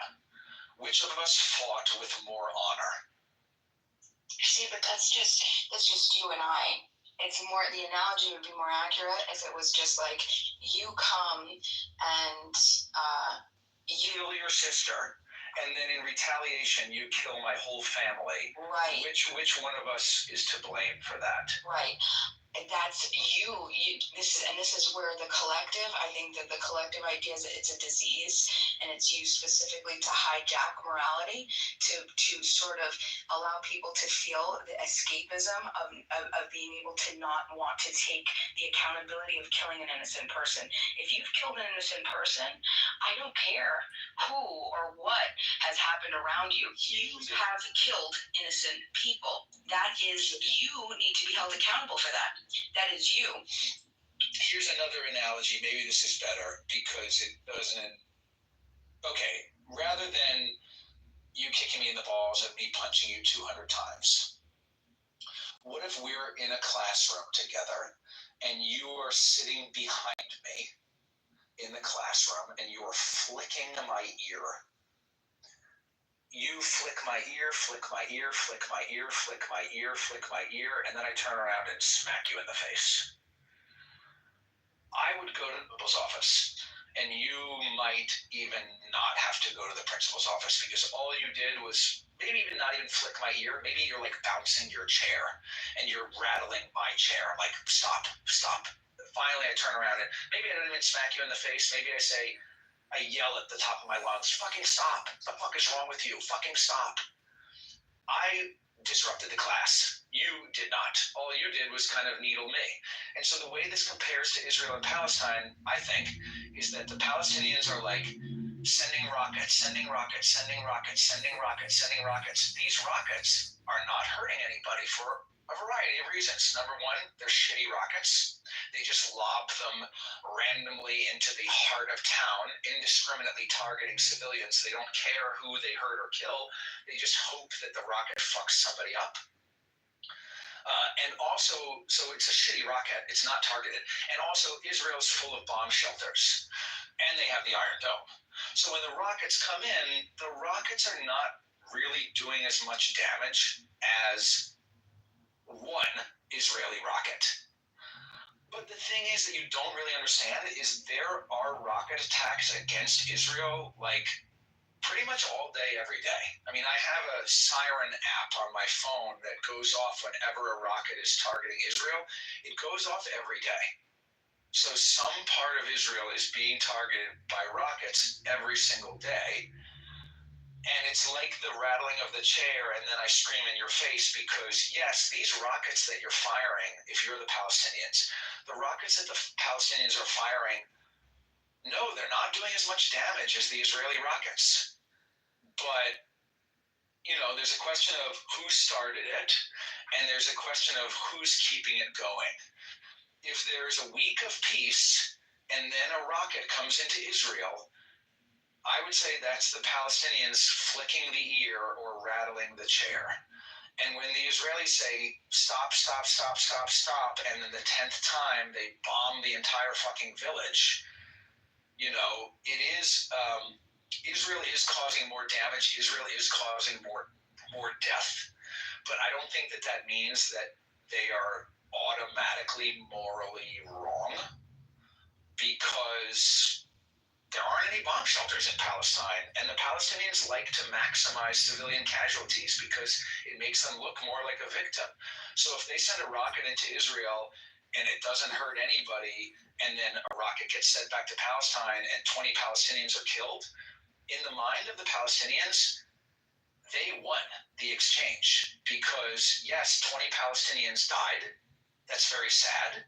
But all of those Palestinians went to heaven. That's very good. And also, it made Israel look bad, and that's very good. So I don't think the argument just because more Palestinians are dying means that Israel should stop attacking, should just let, like at this point, Israel's killed way more Palestinians than Palestinians have killed Israelis. So if we're just going for equal numbers, that means the Israelis have to sit back for the next 20 years and wait until like 30,000 more Israelis have been killed, and then maybe we're heading towards equal. But I don't think that that's necessarily like the simplest path to peace. Is just let's wait till we've killed an equal number of each other and let's stop. I think it's more complex than that, basically. You know, part of your problem is you're out of the now, meaning that this whole argument always takes you out of the now. And so when you say, 50,000 Palestinians have been killed, but only 1,500 died at the supernova fast, those are totally disproportionate numbers in terms of killing. It should be more of an equal number, you know. So the point is, historically, if you look at conflicts, the U.S. has a force doctrine of 10 to 1. We generally lose one soldier for every 10 enemy combatants that we kill. That's the numbers. Those are the rules of engagement, meaning that as a commander, you shouldn't go engage in a battle unless you can expect to kill 10 enemy soldiers for every one U.S. personnel who loses his life. That's like a force doctrine. But secondly, when you start doing this, it becomes political. And so it takes you out of the now, and you actually become an extension of the conditioning you've experienced. You know, I mean, I've hung out. I like Arabs. I like their food. I like their music. And, you know, I'm not even going to criticize Islam because I think being a polygamist, maybe they're onto something there. Maybe not. But the point is, this is the song that never ends, and it becomes spam, and it becomes politic, and it becomes projection, and then it becomes hypnosis, and it's a waste of time. And so part of this whole experiment called your life is to essentially stop playing in the spam game and the conditioning game of yourself. If you want to be free, you have to know that, you know, you are, the more you speak, the more you think, the further from the truth you're going to get. You end up just becoming a propagandist and a political distributor of communication. So I don't know, those are my opinions. Go ahead, babe. It's I believe that everybody has the right to self-defense, 110%. I believe that if somebody aggresses upon a peaceful person or their property, they have the right to defend themselves. I also believe that when you seek to defend yourself, if you are killing innocent people that had nothing to do with the harm that was caused upon you, you are now also you are to blame for them, and you are creating another victim. You are not absolved of not creating another victim. You've now returned. Many people say that October 7th was an act of self-defense, and what it literally was Palestinians attacking Israeli civilians because they're mad at the existence of the state of Israel.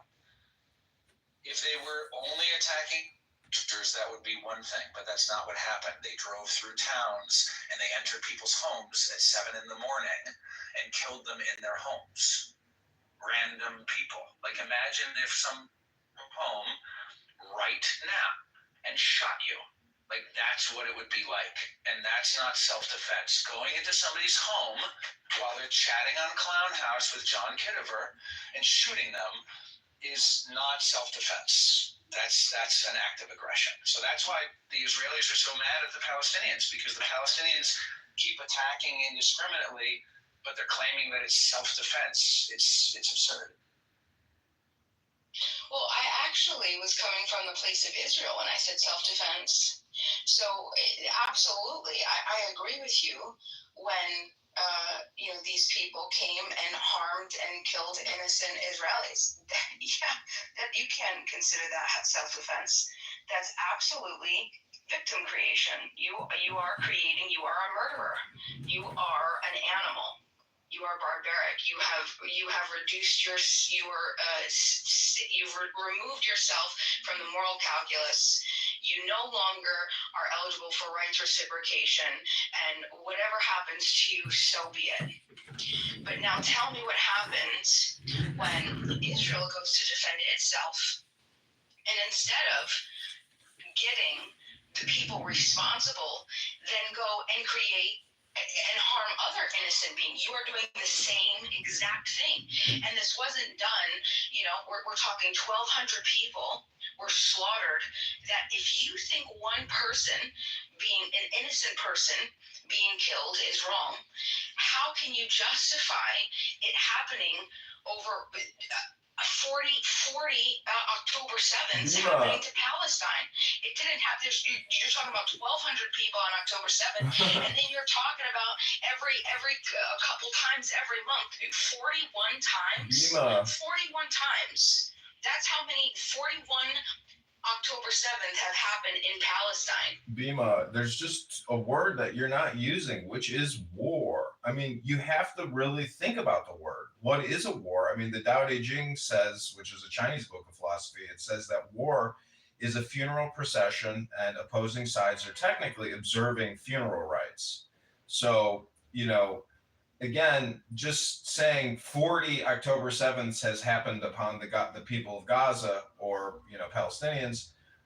It's a funeral procession, and eventually the hostilities will subside, and it will get hashed out, like it will get worked out. But unfortunately, when you're trying to kill a terrorist, and it's in a very densely populated area, you have to still pull the trigger, even though innocent people are going to die. I mean, you can't win unless people die. But it's not even about winning. It's about recognizing the fact that this is all bullshit. All violence sucks. There's no disagreement on any of these fundamental, things about living the good life, which is a life of nonviolence. So you just have to understand that you're hyper conditioned to be on one side of the fence when you shouldn't actually. The best place to be is on the fence post, where you're just the observer. And you don't have an opinion on the matter, but that still doesn't change what war is, what the word means, what history is, what anger is, what justice is. There's just so many components to this that I think that the worst aspect of this whole thing is really a lot of the people on the outside in the world, outside of this small area of the planet, are spending so much of their few moments of breath of this life even talking about it. So it becomes all spam. And until you realize that, you can't actually even hope to change the equation over there. You may become a propaganda distributor and think that is impacting some kind of change, but it takes away from your life. So the saying is, if you want to improve the world, you improve yourself. It's the most fundamental way to change the world, is to change yourself, which is really only through education or physical fitness. So again, go read a book and go to the gym, fatties. I am complete. I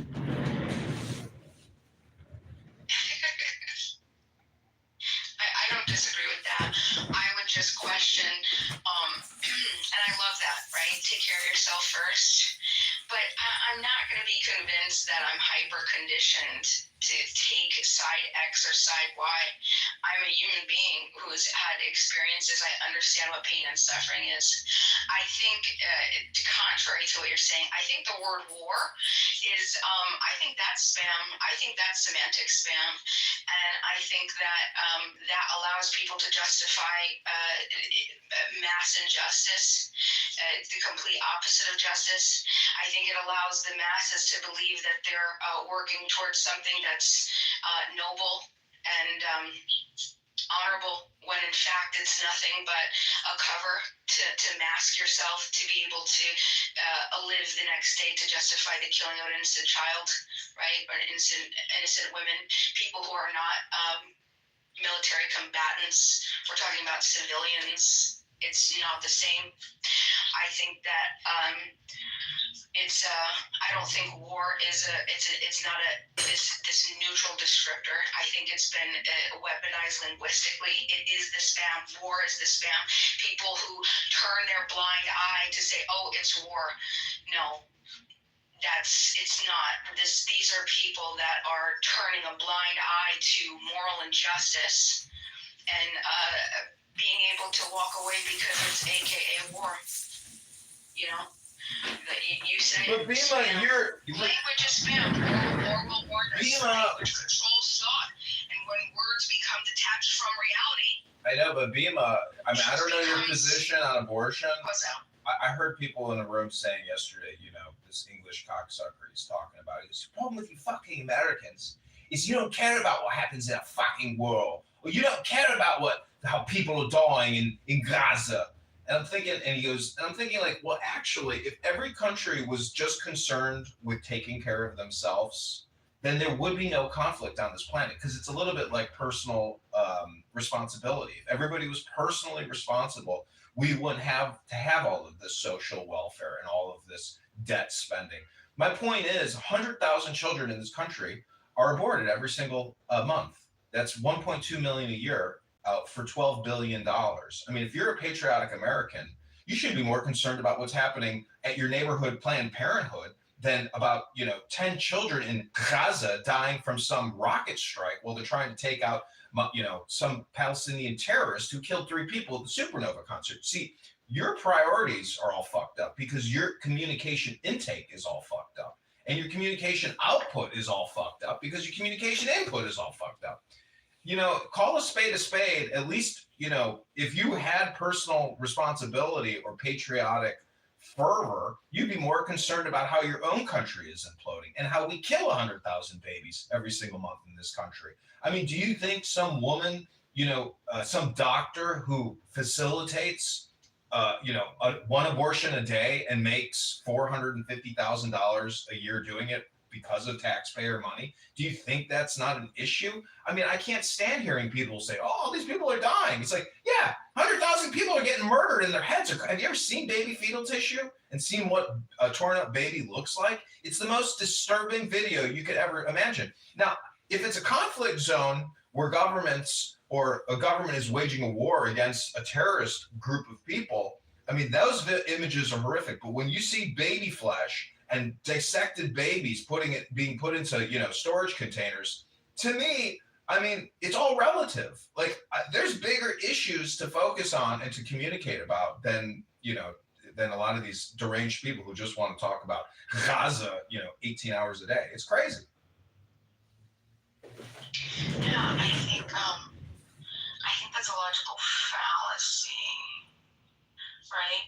Like, can I be worried about abortions in my country and also simultaneously be worried about the hijacking of the word war to create a numbness to let people feel that they less likely are questioning its use and to understand what it actually means? How is the term because you say war. Well, sure, because you say it's psychological programming. It's all spam. It's all communication. You say war.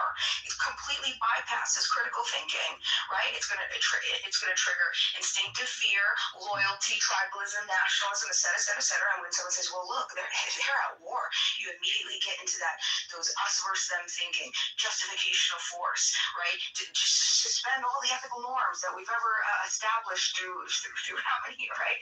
And now it's taking murder. It's going to reframe it as duty. It's going to use destruction as defense, and then that's exactly what you're framing what the word war is. This is a form of, as comedy says, neuro-linguistic. Hold on, it is a form of neuro-linguistic programming. You're using loaded language to create an automatic emotional response instead of reasoned thought. If a person kills an innocent child, it's murder. If a drone strike does it during the war on terror, it's called unfortunate but necessary. The word war reprograms the moral response from outrage to reluctance to reluctant acceptance. This is the communication. This is the SAM. This is the neuro-linguistic programming that the comedian talks about every day. Come and find his rooms join his rooms, and you can learn all about it, as I have. See, the point is, meditation now is the solution, which is silence now. And I hate to break the bad news to you, but your typical terrorist in a tunnel who is willing to die for their cause, they may be praying to Allah, but they're not praying for peace within the Hamas military, structure, and they're not praying for peace in Israel. A lot of people are just totally clueless, and unfortunately, people get caught up in this giant political military-industrial complex and communication spam industrial complex. So I don't have any real solutions other than meditation now. That's my opinion. But the word war is raw backwards. I mean, it's very raw. You can't. If you look at history, it's so raw. It's so brutal. And I have no real solutions other than pray for peace and pray for personal salvation, so that hopefully the world can have salvation. But Bima, I mean, happy Memorial Day.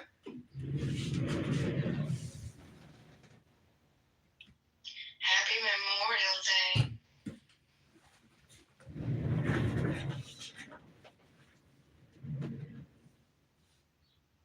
I mean, violence sucks, but I mean, in Chicago, 30 people just got blown away this weekend by gunfire. Where's the National Guard to stamp out all the gunfire and all the what I would call domestic terrorism? It would be too racist to go into black neighborhoods with the military to put down the gangbangers who are murdering each other and murdering innocent people. I mean, how far do you take it? That's the problem, is if you decide to go all in, there's negative repercussions. If you decide not to go in at all, there's negative repercussions. You're damned if you speak. You're damned if you stay silent. You're damned if you have an opinion. So, Bima, again, I just go back to that. Again, personal improvement is the only real viable methodology to improve the world and to save your own life. Otherwise, you just become a victim of spam. Everything that you've heard here today, if you are listening to this, congratulations, you are a victim of spam.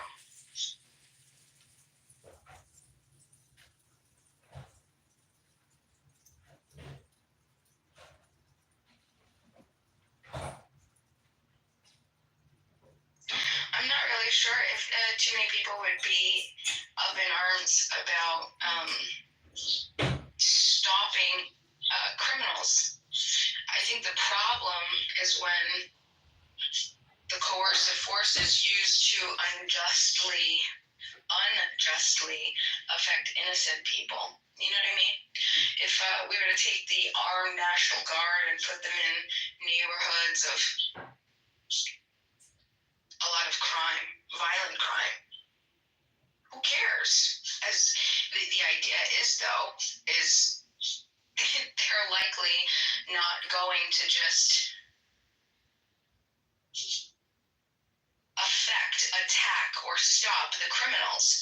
They're going to be getting in the way and interfering with peaceful lives, with peaceful people that are just going about their lives, just trying to get to work, go home, feed their family. Right? To what extent could you justify that?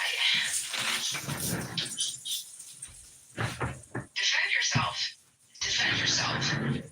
Yeah, well, there's a lot of brutalized victims.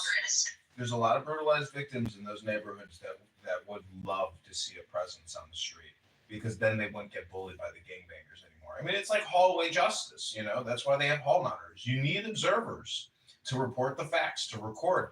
I mean, these security cameras, that supposedly record things in these high danger zone areas, they need to dox these people. They need to do facial software recognition and post them on police department websites saying, is this your son? This is who it is. This is a gangbanger who's out on the streets all day long. I mean, dox these people. The court of social justice is really the only court of justice we have nowadays. You know it, I know it. All these courts, all these lawyers and judges, they're all liars and corrupt.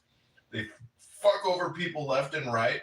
I mean, the divorce courts, the child support courts, these are huge wastes of time, energy, resources.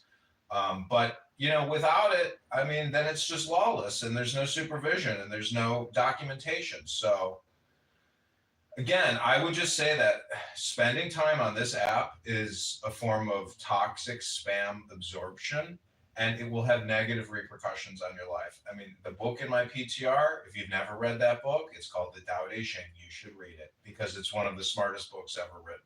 And it talks about all the things we're talking about, but 2,000 years ago, meaning that you're being a victim of spam. This app is a spam distribution platform, just like how Facebook is. Facebook is nothing but one giant spam platform. And then they mix in advertisements, which are more spam. So if you want to become free and enlighten yourself, you have to pick up a book. There's no other way to do it because most people can't just give you a compression of the wisdom.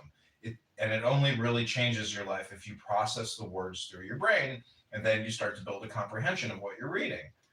These are my opinions, but in my opinion, Bima, I've heard you speak on this app for quite a while, and I think you are a victim of spam, and then you regurgitate the spam. That's what you're doing.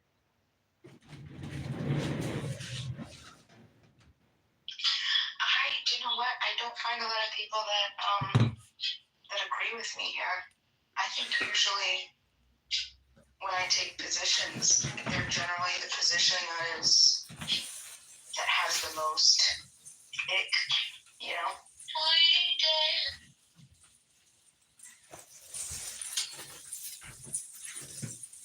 I'd like to think that's because I'm not going along with the masses. I like to think that's because I've thought a little bit through what my actual positions are. And that's one thing that you'll find, which I don't think that you'll find with a lot of people, is consistency. You can find with everything that I've ever talked about. Well, who do you side with, the strong or the weak? I side with the innocent. I side with the individual who's willing to operate in a realm of voluntary consent and not aggress upon another peaceful person or their property. That's who I side with. Right. Who is going to reciprocate rights with me? Who is going to allow me to become the best individual that I possibly can, allow me to become creative, explore my innovations, explore all of the things that I do in this small, short little life that we have, this small little, we're all little artifacts. Who wants to do that? I want to talk to you, and I'll fight next to you as well. Because I don't want to have anything to do with what you want to do with your life. I want to allow you to live peacefully, and I'll fight for that. So let's fight against the people who don't want that. Let's fight against the people who are stuck in fear and scarcity and control. See, the problem with that is it's still just spam. It's not actual meditation education. I mean, the whole point of meditation is essentially to get past these words, which are all just spam. And until you realize that words are causing these problems, it's just a question of personal development and self-improvement. I just don't see what you're saying actually changing the world, changing people's opinions, or even changing yourself. I think the only way to really change the world is to program yourself through books. And these are memories books are people's entire lives compressed into 100 pages, and they're gone, but their thoughts and their concepts are still there, and people aren't utilizing these books. Unfortunately, most people are just using their cell phones to program their lives, and so therefore we have a huge problem that there will be no peace, there will be no peace because the programming sucks, and your programming is just not effective enough to make any significant change. And when I asked you, who do you side with, the strong or the weak? You said, I side with the innocent. So that's part of the problem right there is, first of all, no one is really innocent for the most part. Everybody ends up being guilty of some type of crime. Nobody's perfect. You know it. I know it. But anyways, happy Memorial Day. So, chapter 31 of your book on weapons and war. Weapons are the tools of violence. All decent men detest them. Weapons are the tools of fear. A decent man will avoid them except in the direst necessity. Victory by force of arms is not something to be admired. Those who rejoice in victory delight in killing people. The condemnation, celebration of war. I don't think what you hear from, well, I'll allow the audience to make their decisions, but what do you hear when you are looking at a war in this world in 2025? What do you hear from both sides? Chapter 69. There's no greater misfortune than underestimating your enemy. Underestimating your enemy means thinking that he is evil. Says you destroy your three treasures and become an enemy yourself. Even in the face of opposition, your book warns against dehumanizing the enemy. War isn't a space for righteousness or ego. It's supposed to be a last resort. It's supposed to be a defense, and it risks destroying your one's virtues. Tao Te Ching, chapter 30. Those who use the Tao to guide rulers do not use force to conquer the world. For every force, there is a counterforce. Violence, even well-intentioned, always rebounds upon itself. Think about the Israeli-Palestinian conflict. Think about what I said. When you are a victim, and instead of defending yourself only upon the aggressor, the person guilty, you then create more victims. What are you doing? Force and violence upon the innocent, it's self-defeating. This justified war, there's moral, there's spiritual, there's mental harm that's involved. The Tao talks about, you know better than me. This is just a quick thumb through. It looks like it's saying harmony, restraint, non-interference. See, that book, Bima, is about governance, about rulership, about personal development, about wisdom, intelligence, strategy, knowledge. You can do a superficial reading of it, but you should read it, front to back, and record yourself reading it and re-listen to it, because you can read a book superficially, and then the comprehension of the knowledge and integration of that information, which is really comprehension, can be challenging. You can't just read something once. Sometimes you got to read it twice, 3 times, 10 times to really understand it, because there's a lot of hidden messaging in there, a lot of double entendres, triple entendres, relativity. So I don't know. It's a very powerful book because it's programming, and it's programming for success. It's called The Great Way. It's the way. You could say Jesus is the way. So that's why I would encourage you to read that book. But El Normo is here. El Normo, you just missed an interesting conversation about conflict resolution, war, death, life. And happy Memorial Day to you, El Normo. Happy Memorial Day. How did I miss a good conversation? Well, Bima was just reading from the Tao Te Ching, which is talking about conflict and how violence blows back at you as the terrorists in Gaza and now the civilian population are experiencing. El Normo, how do you separate civilian deaths in conflict? Because Bima was big on proportionality. If 1,500 died in Supernova, only 1,500 should die in Gaza. That's not proportionality. She doesn't know what that word means in this context. Proportionality. I'm sorry.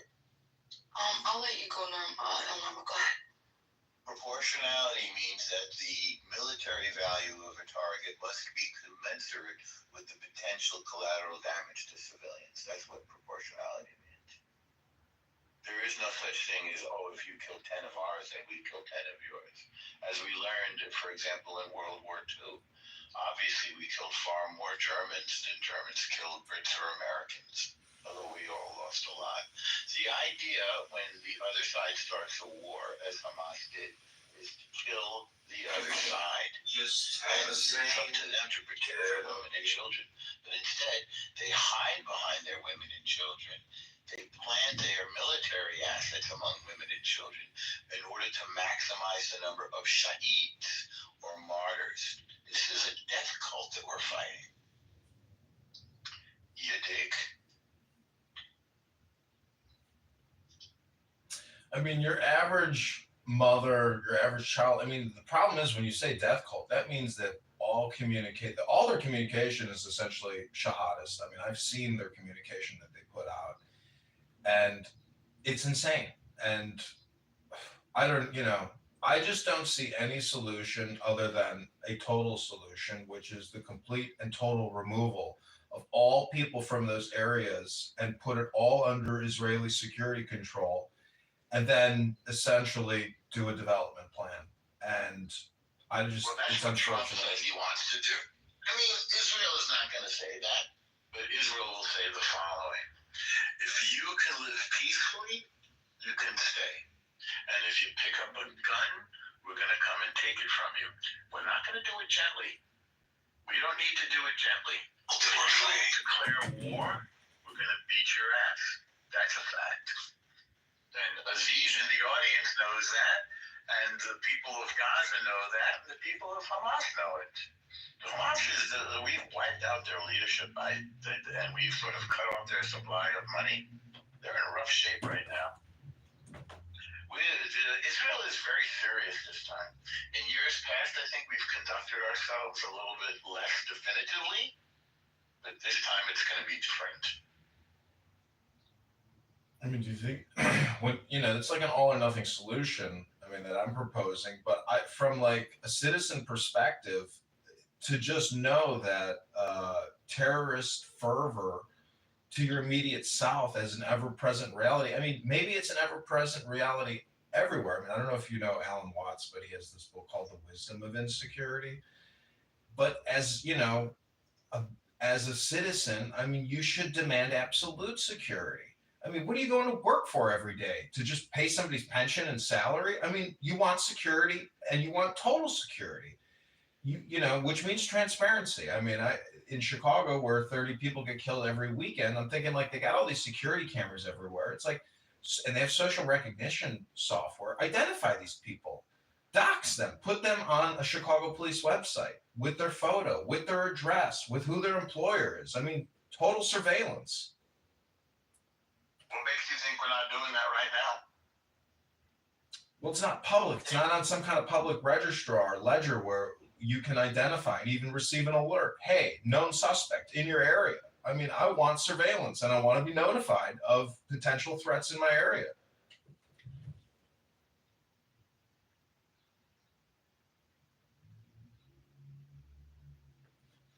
I mean, I'm talking about from an American perspective, but I mean, what's the difference now? I mean, human rights are security rights, not to be killed by Islamic radical terrorists while you go to some concert. And that's a major problem. I mean, there's sleeper cells. There's individuals, who have extreme mental health disorders. They absolutely have Jewish derangement syndrome. I mean, it's all they think about. It's all they talk about. It's all the media they look at. I mean, I think Facebook and Zuckerberg has done a pretty good job in terms of scaling back the insane, radical, leftist, terrorist propaganda, and is now letting conservative speech on the platform. But it's still there. This Free Palestine scam communication bullshit should be outlawed and censored, in my opinion. I mean, I'm actually for censorship. And it's basically, if you are promoting terrorist ideology and murderous, homicidal infatuation or projection, I mean, no. Like, the algorithm has to suppress this stuff. It's inflaming people. It's causing people to act out their worst programmatic tendency. I mean, it's my opinion. Do you think truly in your heart of hearts that people are intentionally supporting terrorism versus believing that it is a response to injustice? Was the TEP for Pakistan?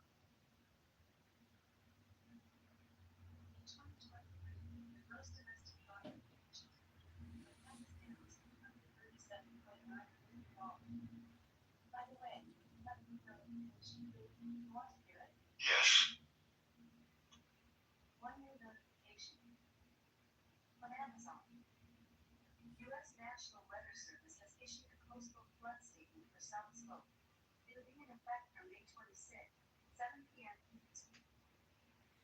So, what were you asking, Bima? Do you think that the people who are supposedly supporting Palestine or the Free Palestine movement, right? Do you think those individuals are intentionally looking to harm, destroy, and hurt versus they believe that harm, destruction has come to a people and that is the retaliation that is necessary to free and create peace for them? I think both sides are like a mirror, but one side of the mirror is more polished than the other side, really, at the end of the day, if that makes any sense. Because I would just ask you to compress your message more. Can you make it one very short, succinct sentence? Because you have too much in there, to address, I suppose, or to think about. Can you compress it? But again, my answer would probably be it's just two mirrors. One is polished, one is unpolished. And same thing with the India Pakistan conflict.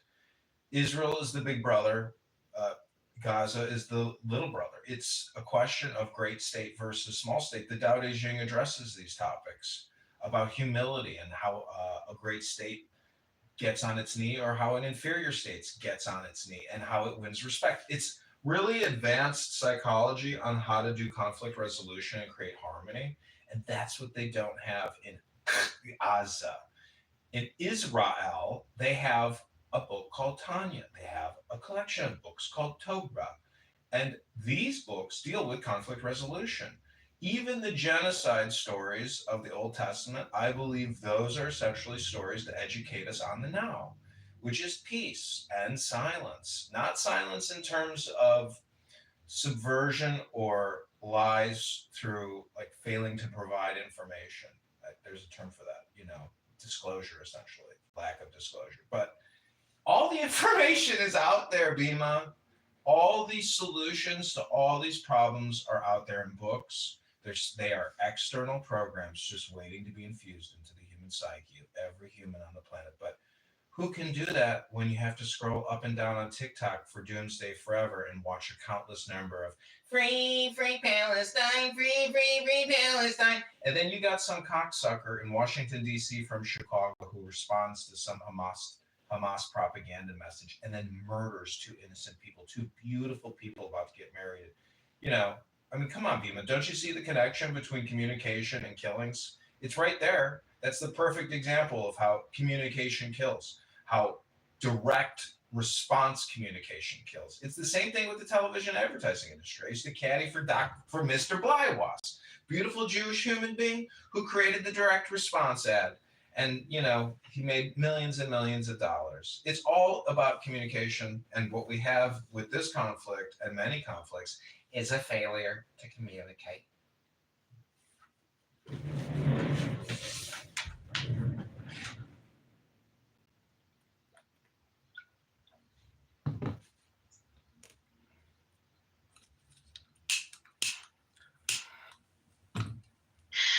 like to try to understand people, right?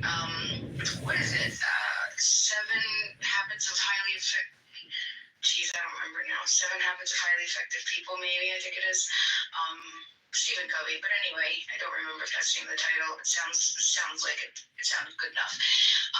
But one of the rules is seek first to understand and then be understood. I'll just leave that there. Well, the saying is, you can create life or death with your tongue. That's what spam is. I mean, you can come on here and you can just spam people with death messaging, or you can spam people with life messaging, which is wisdom and intelligence. Look what Aziz is saying. I mean, look at his perspective. He is programming us, and he's highly programmed. A lot of this is just relativity. It's just. But anyways, Eleanor, anything you want to, any positive message you want to share with us this beautiful Memorial Day? Sure. Let's remember the brave members of the IDF who fought the war for Western civilization. People like Aziz in the audience, they look down at Western civilization. They want barbarism. They want terrorism. They want Sharia law. They want to take the world backwards. So the question is, what will win? The forces of Western civilization and enlightenment and democracy, or the forces of murder and darkness, Sharia law, terrorism, barbarism? I believe in America. I believe in Israel. I believe in justice. I believe in the light to the nation. And we'll see if the forces of good, like America, like enlightened democracies, triumph over evil, like Pakistan, like Hamas, Hezbollah, Houthis, Al-Qaeda, Boko Haram, Al-Shabaab, Palestinian Islamic Jihad, the Al-Aqsa Martyrs Brigade. I mean, they have a terror group for every letter of the alphabet. Why is that? Why are there so many jihadist terror groups? Because they want to take over the world and subjugate democracies. Are we going to let them do it? I don't think so. Israel isn't. America isn't. But let's hear it for those who gave their life for freedom and democracy against the forces of people like Aziz in the audience who want to take the world back and cover women up in beekeeper suits and create grooming gangs in England and terror groups like Hamas and the Houthis. I believe America and Israel will win. Well, we have the world's biggest superpower on our side. By the way, do you want to mod me, comedy? So I can. Yeah, thanks. Yeah, Aziz, do you think that the world's biggest superpower is going to lose? I would bet on the moral high ground. I would bet on democracy. I would bet on the United States. But let's just see. Aziz thinks this has something to do with race, but again, he doesn't know what race he is. Do you, Aziz? You're just some vague sort of mishmash of a fake state created by England, aren't you? Isn't that true, Aziz? And now you are living a stranger in a strange land, Aziz, waiting for the world to turn against you when it said it's had enough of your grooming gangs and your terror groups. Right, Aziz? I don't think that we have, I think we have much more in common than we don't. I think Eleanor is a guy who wants peace and freedom, and I think Aziz is a guy who wants peace and freedom. No, Aziz wants Islamic domination. He doesn't want peace. Israel has always offered it's true, Aziz. Of course it is. You want Islam? Didn't you just say that Europe is Muslim now? You don't listen to yourself, but we listen to you. When you say you want to destroy the state of Israel, and you want to destroy America, and you want to destroy the West, we hear you. We understand your intention. We take you seriously. The question is, do you think we're going to let you do that? Take a look at Gaza. If you bother us, then you're going to get Gaza. That's a fact, Aziz. So take your best shot. No, I didn't say women and children have to die, Aziz. That's your guys who say that women and children have to die. That's what Yahya Sinwar said. He said that he wants his women and children to become shaheeds. Aziz, we will say prayers for your death. I'm going to leave that up there. God kill you if you're lying. You don't even know the truth anymore, do you, Aziz? You don't know up from down. You don't know left from right. You don't really speak English. You're a stranger in a strange land, Aziz. You don't really fit in, let's be honest. We don't have any interest in your terrorism or your grooming gangs or your lying.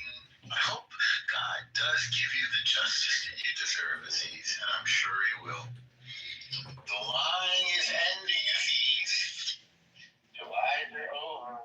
It's truth time. It's time to pay the piper, Aziz. That's what's happening in Gaza. Do you think anybody wants to go put up with the terror that you guys export? You never did address that, Aziz. Why are you guys such terrorists, huh? Why do you kidnap people? You think that's okay? I don't think it's okay. And Bima, thank you for the positive things you said. And I think before October 7th, a lot of decent people believe that what you believe, that other people have the same interests. But you know what? They don't. And they say that they don't. They say that they want October 7th over and over and over. Does give you the justice. We're going to stop them. I'm not sure how much of that is ingrained in religious texts to make them to believe such, right? Versus a people that are at a state of such despair and hopelessness and helplessness that they're in this state of. Well, you know what Jews do when we're in despair? We make a beautiful country, Israel. And you know what the people of Gaza did when they were in despair? They killed their neighbors. They slaughtered their neighbors. So that's the difference. I don't excuse it. It is truth time, Aziz. It's time for us, when you say death to America, we're going to stop you. We're going to find you. We're going to prevent you from killing what we hold dear. That's a fact. That's what America did in World War II against the Nazis, Aziz. The Nazis were Amalek, and Hamas is Amalek. And we're going to prevent them from hurting anybody. I think, I sense a lot of passion in your voice and in your intent, and I definitely am there with you. I want to live free and I want to live peacefully. I'm just not convinced that the other side doesn't want that either. They don't say that they want it. I'm not sure if they're in a position to say it. Bima, your average taxi driver's going to say that. The radical Hamas militants are not going to say that. I mean, you got to understand that this is that the now destroyed individuals who led this ridiculous October 7th operation have been put in the ground. I mean, you have to look at it from the perspective of pirates. I don't know how to describe it any other way. These are savage, ruthless pirates that did this type of thing. I mean, these are the worst type of mafioso killers you can possibly imagine. To do what they did on October 7th is so fucking sick. I mean, they were trying to spark a regional war, more than just one isolated terrorist attack.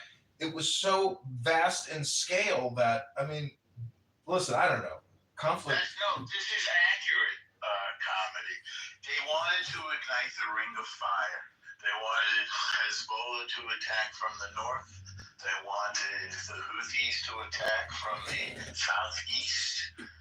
They wanted Iran to attack, and it failed.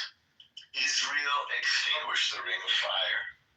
Israel grew from this because it seized land defensively. When we're attacked, it gives us the right to take your land, and we're not giving it back. Maybe a little learn their lesson this way. They clearly don't care about their own lives, but they do seem to care about their land. Hashem is pleased, Aziz. Hashem told us the following: if your enemy rises up to kill you, rise up first and kill them first. And you have risen up to kill us, and we have risen up before you and prevented you from doing your evil. You're evil, Aziz. You're evil. And we're not going to tolerate murderers on our border. Thank you for the amen, Mike. That's a fact. You're right. I'm sorry, go ahead. No, it's okay. I don't believe that Aziz is evil. Oh, well, he says evil things, and he does evil things. And I believe evil is as evil does. He's never said that he wanted peace. He just wants to hate Jews. They know that they hate Jews, and there's a reason why they hate the Jews. They hate the Jews because if we still exist, and we still have the covenant, that means that their book is false.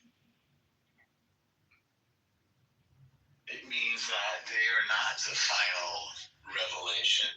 They're just a sort of a, let's just say, a weak revision of the Torah. And it's intolerable to them. And I believe, by the way, that Muslims are monotheistic, that they do believe in the one God, but they're going to have to learn to live peacefully, or they're going to have a big problem, as you see in Gaza. That's a fact, Aziz. You can't get around it. How do you view Trump's meeting with the head of Syria and Saudi Arabia? I mean, the guy from Saudi Arabia is now, in every country forming negotiations. I mean, how do you view peace in at least Syria, Saudi Arabia with Israel? But I mean, Lebanon. What Trump said on his plane yesterday is that him forming deals with the Muslim nations of the Gulf and with Syria was good for Israel. And I believe him. He's gathering up the Sunni Muslims and he's getting them onto the same page to oppose Iran. The Shia forces which want to conquer the Sunni forces. And he's strengthening them and making deals and bringing them into the fold of the Abraham Accord. Syria now, by the way, Syria is in negotiations with Israel right now. They don't want to mess with Israel. Israel took out all of Syria's military assets. Yes, you're right, Aziz. You are a religious fanatic, but we're not going to let that deter us. We will not let your violent terroristic fanaticism, we're not going to let that impinge on the West, on our democracies, on our multi-ethnic, diverse ethic of equality. We don't want to live under Sharia law, Aziz. Look at the projection. He says Norma's a religious zealot. He's just projecting it. Have you said anything religiously zealot? Nothing. I'm a Jew, but I'm not a zealot. Well, see, all communication is projection. I think I would have to push back. I think that the why he would be saying that is It's projection. Using the monolith. I think I think while your intentions are good, I think your language is intentionally inflammatory, and I don't want to inflame the fire of democracy and righteousness. That's what I want to inflame. I think when you take any group and you group an entire people as a monolith, I think that that's one of the least spiritual and factual things that they could do. I think that it's. Well, I think. But that's what I'm saying. Like, it sounds like your language. That's what it sounds like to me. You know. Tell me what you heard me say, and I'll tell you if it's right, or I'll correct you if you didn't hear it right. It was pretty much everything you said for the past 20 minutes. Well, give me an example of something that you heard, and I'll tell you if you heard it right.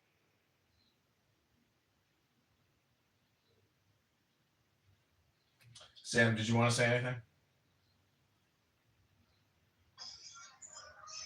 Hi, Shalom. Yes, I want to say hi, everybody. Just heard something I want to tell you. I'm ex-Muslim. I know Islam books very, very good. 15 years, YouTuber, Arab language, speak YouTube. I don't feel what Trump, I have the video. I download the video of Trump before he tell Islam, 11 September, Islam hate us. And from the books, he's right. Why people know tell the truth? Islam, Quran, Sahih al-Bukhari, is what the Prophet Muhammad tell. He hate Jews, Christian, and kill them. I know the message. It's clear, it's white. No people tell no. I know very good. I'm ex-Muslim. Don't try to be proud of your religion. Even the shuyukh, English and Arab, they tell our religion is killing Jews, killing Christianity means American, and we take America and you take limit and all the world. Jihad, many verses I know it. That's what they tell you. Me, I am for Islam out of state, Islam out of Europe.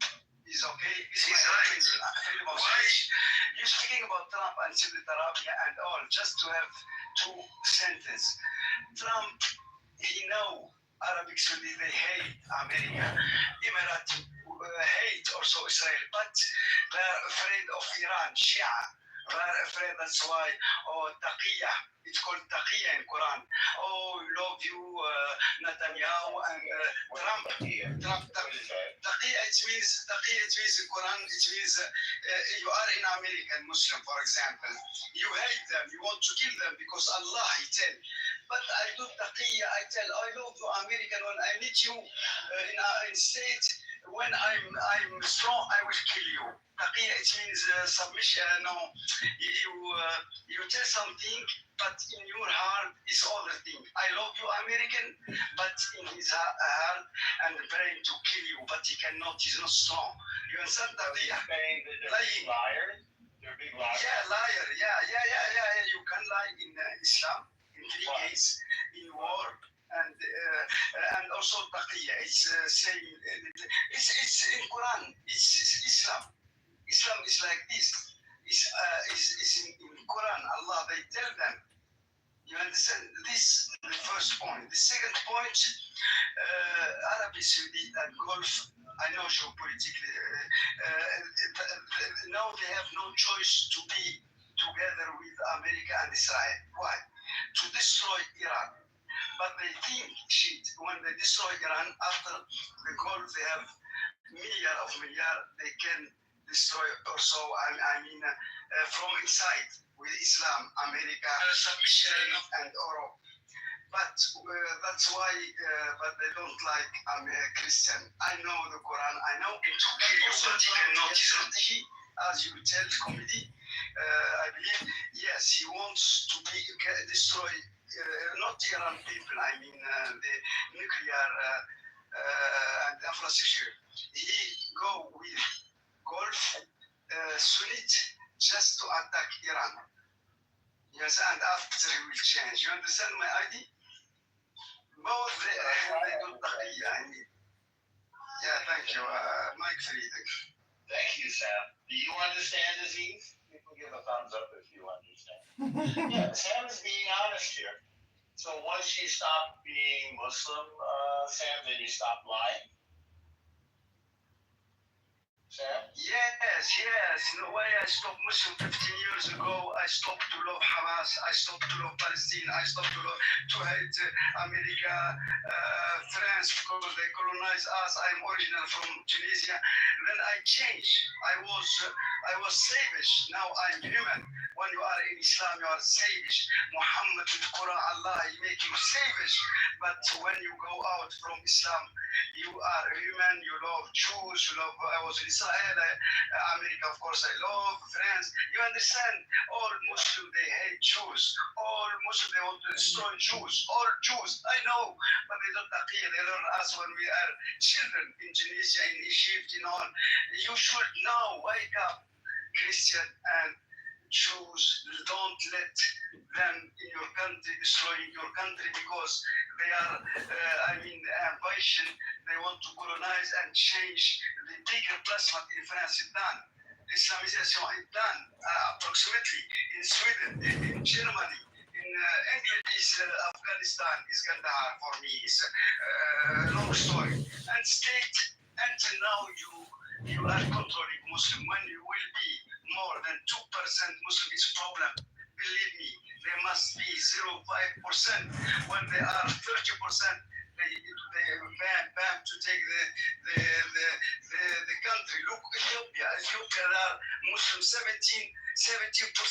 They are the other Orthodox. They take Jews. All Muslims, they want to destroy Jews. All Jews. I know. But they don't say it's as well. The first minister is Ahmed, is Muslim, and they put Ethiopia the majority Ahmed, and they are quiet. They will do the same state when they are much. Also in Sweden, also in Germany. I'm ex-Muslim and know what they do when they Islamic brotherhood in America. They are planning for this. Is Islam equal for me? Islam equal ISIS equal Muslim brother equal Daesh equal Shabab equal Boko Haram. I know very good what they are planning. In Quran, they must take all the world Islam, and after even the Vatican, and after they broke the cross. Beware about this. Beware, I tell you, in books in Arab. I don't know they translate false in English. Terrorism 860. It's ترهبون عدو الله. Terrorism, enemy of Allah in American and all, but they do it fight the enemy of God. Their translation is false. Many like this. Okay, thank you. Mike free.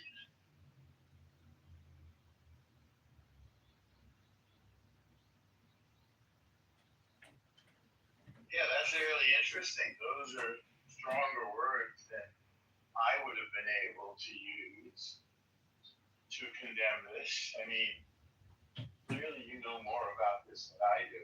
So thank you very much, Sam. Thank you for sharing. There's a lot of... Welcome. And I had something comedy very important. Read your story, American. When 1760 like this, the first war after English army go is war with Islam. Your general, the Muslim in Algeria, North Africa, Algeria. What's name is Barbaros. Pirate Barbaros. They take all boats in Mediterranean. They take 2 boats, American lady, white, and general.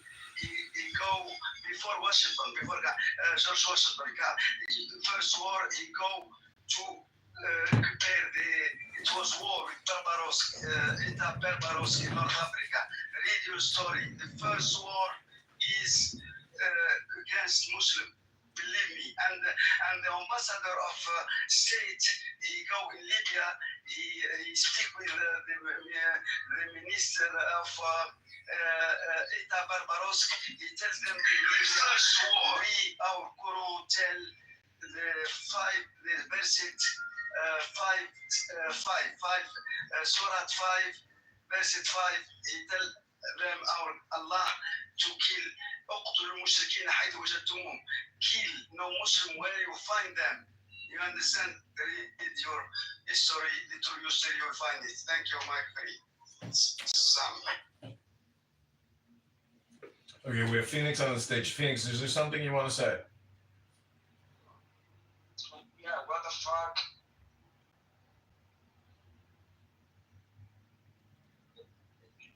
That is what the fuck.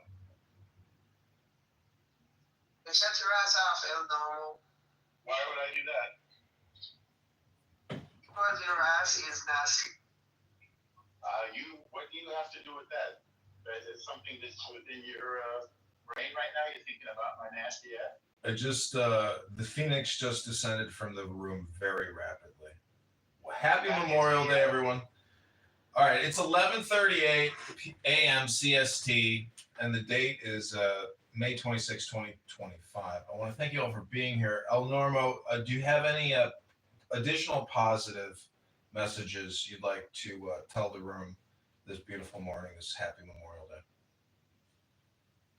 Well, thank you to all of the men and women of any creed, color, nationality who died for us defending freedom on this Memorial Day. Thank you, and I hope I can be worthy of your sacrifice, and I hope I can repay it in some way. That's what I have to say, Tom.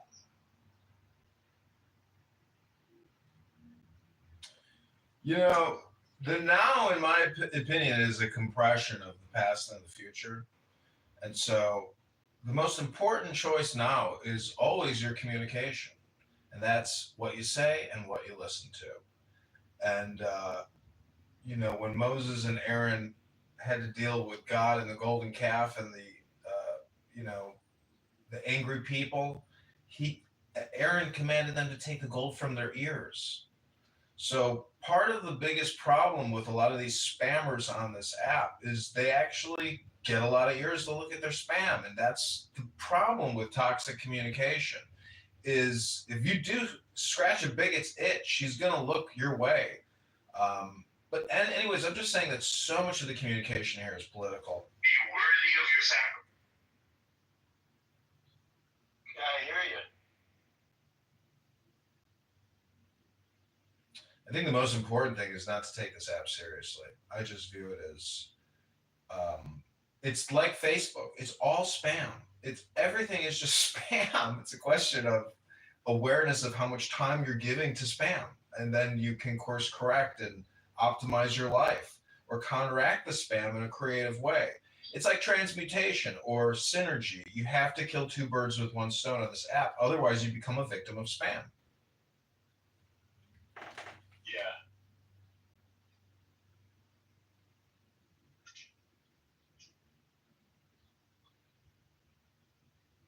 Well, I don't take the app seriously, but I take myself seriously.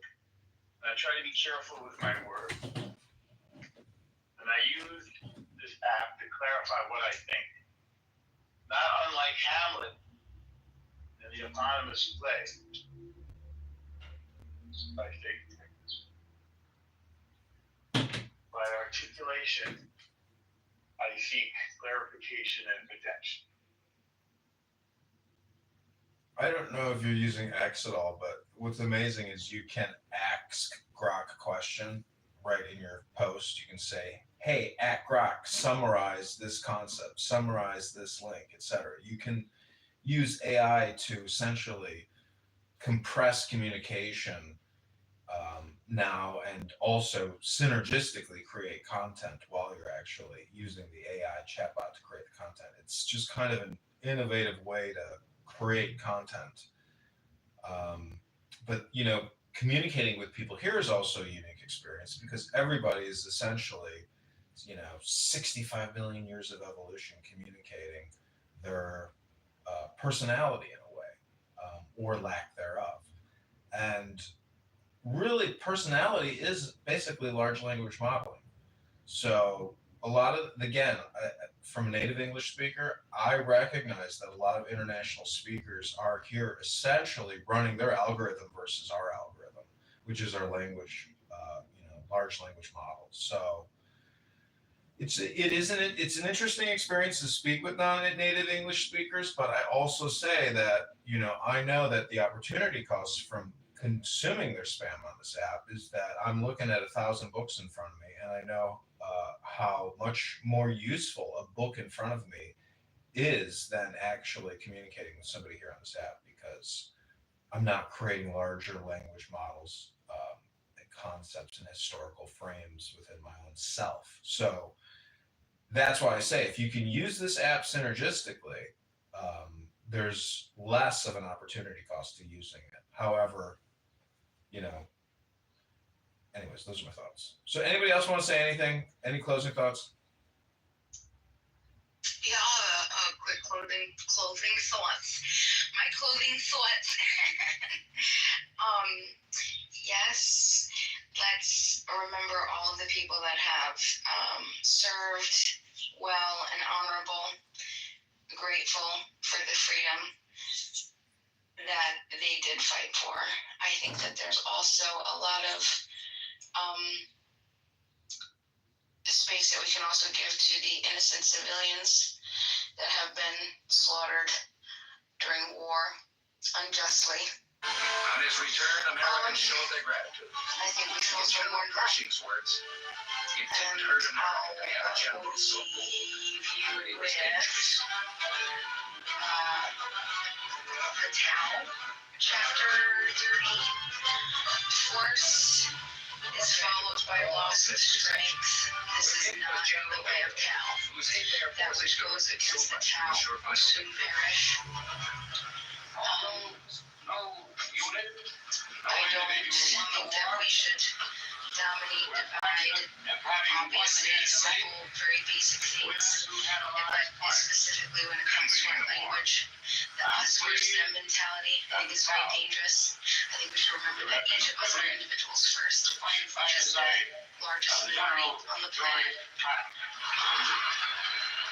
And I think that everyone, no matter who you are, you have the right to self-defense. And that includes the best.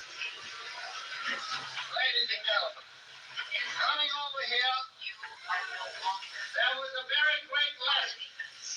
The first 4 hours, we passed over a destroyed land, utterly destroyed. You were not seen, do not know what hell looks like from the top. That's what Germany looks like. That Austria looks like. That's what any place that the 8th Air Force or the 3rd Army Whitlaw looks like.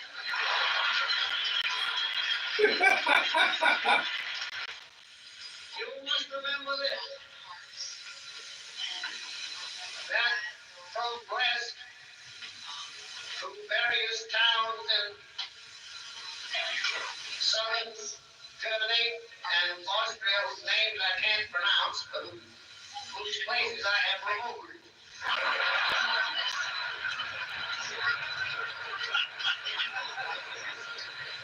The trail of the 3rd Army and the 19th Tactical Air Command and the 8th Air Force is marked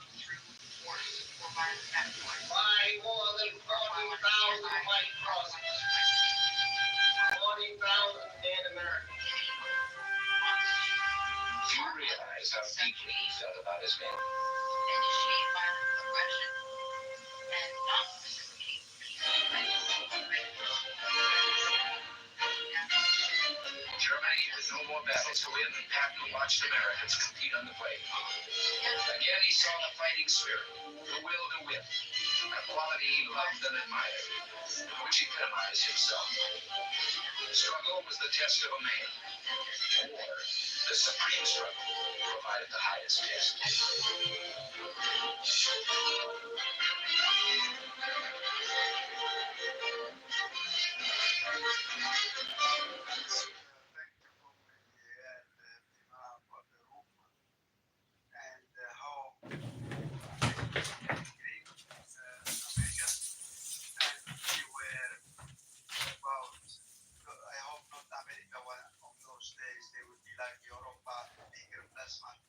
Islamization, Bibolization, Afghanization. I hope not.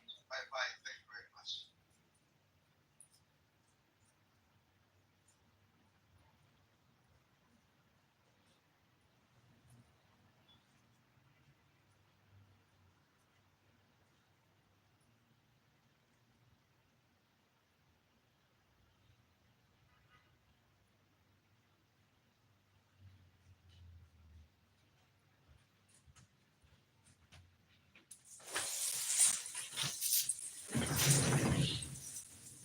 Okay, so this has been the USA Memorial Day room.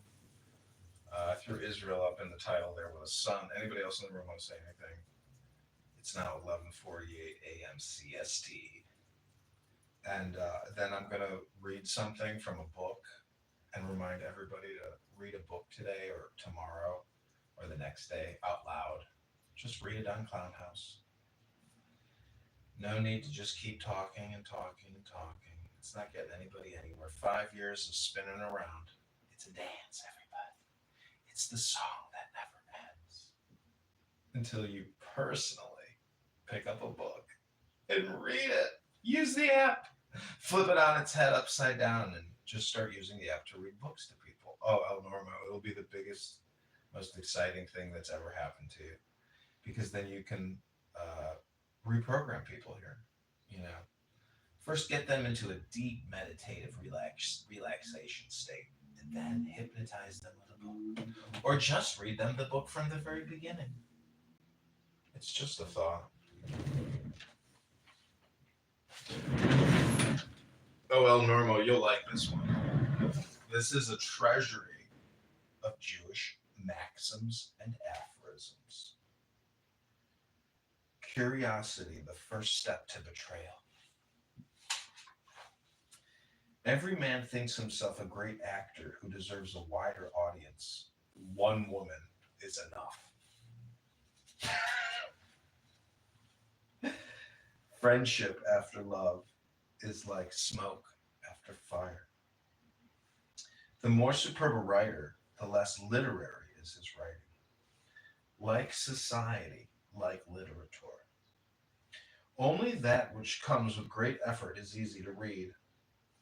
Friendship with a woman always ends in love. One goes to the theater mainly for the intermissions. Your church is where you feel God's inspiration, not where you see the cross, walls, and stones. On your face, I sadly note the last stage of all misfortunes, boredom.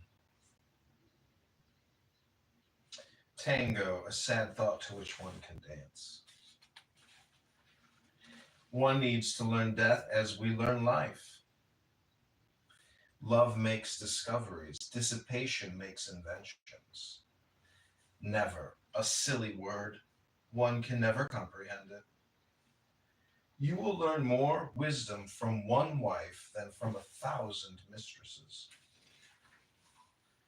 A thief could easily come to terms with a policeman if it was not for the victim. Faith moves mountains on the backs of the faithful. Once I faked virtue, now I fake desire. An ounce of gain, a pound of envy. A friend in need is a friend indeed, but it's better to feed illusions at a good dinner.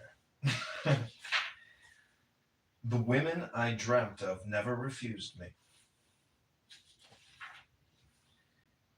God makes so many beautiful women, but they always scold a womanizer.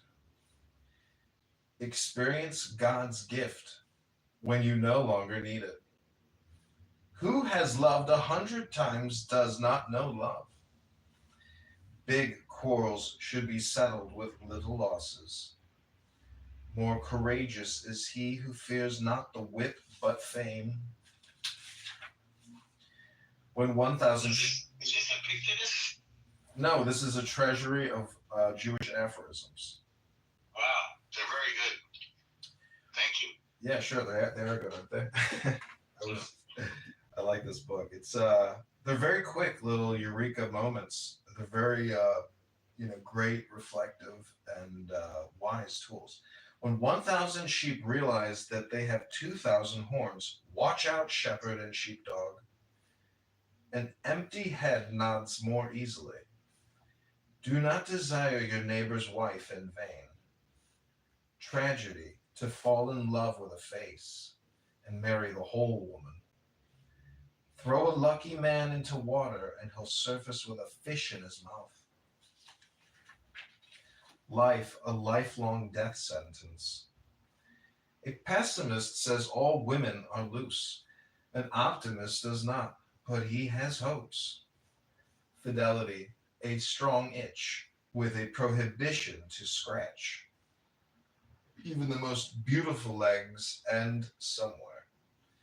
The difference between camels and men: a camel can work a week and not drink. A man can drink a week and not work. A horse has 4 legs, one at each corner. Choroba, megalomania. A new sickness, megalomania. That's megalomania, like military soldiers get medals. Conscience, that quiet voice which whispers that someone is watching. Egoist is someone who cares more for himself than me. A virtuous girl never chases after boys. Whoever saw a mousetrap chasing mice? Success, something your friends will never forgive you.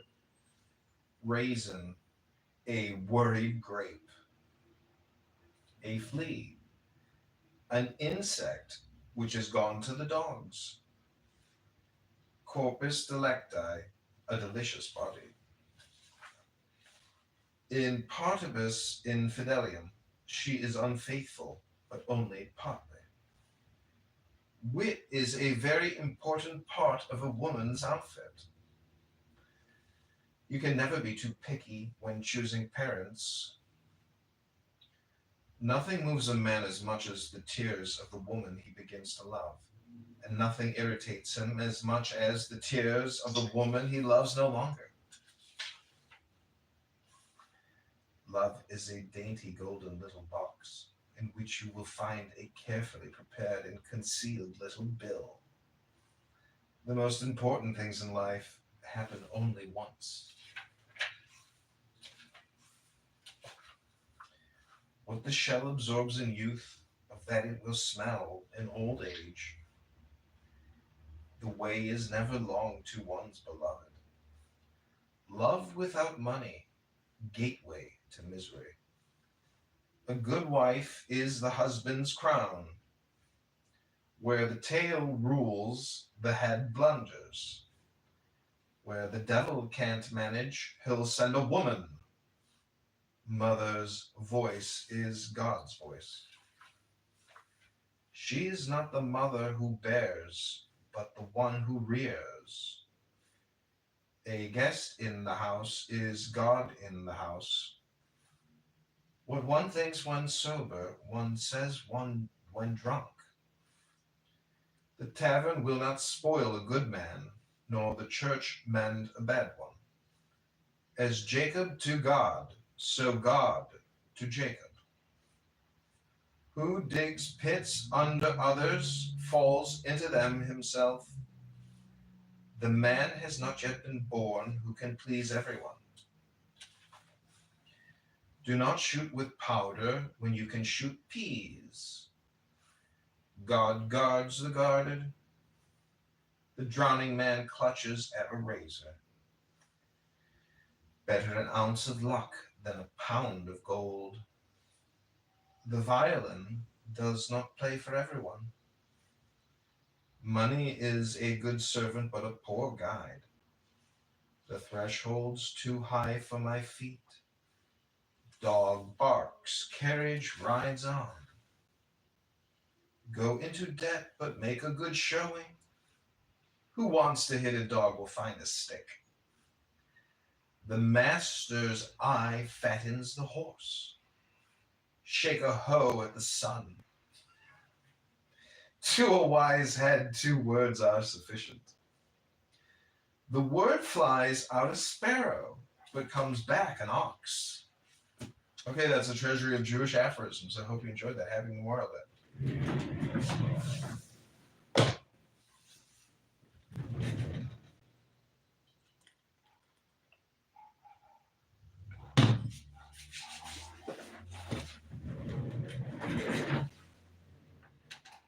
Okay, this will be the last brief thing I read, and then I'm going to end the room. These are the golden sayings of Epictetus. I'm just going to read 2 pages and create some YouTube videos. These are 60-second clips. I would categorize this as Greek or Roman philosophy, and I think it's pretty profound.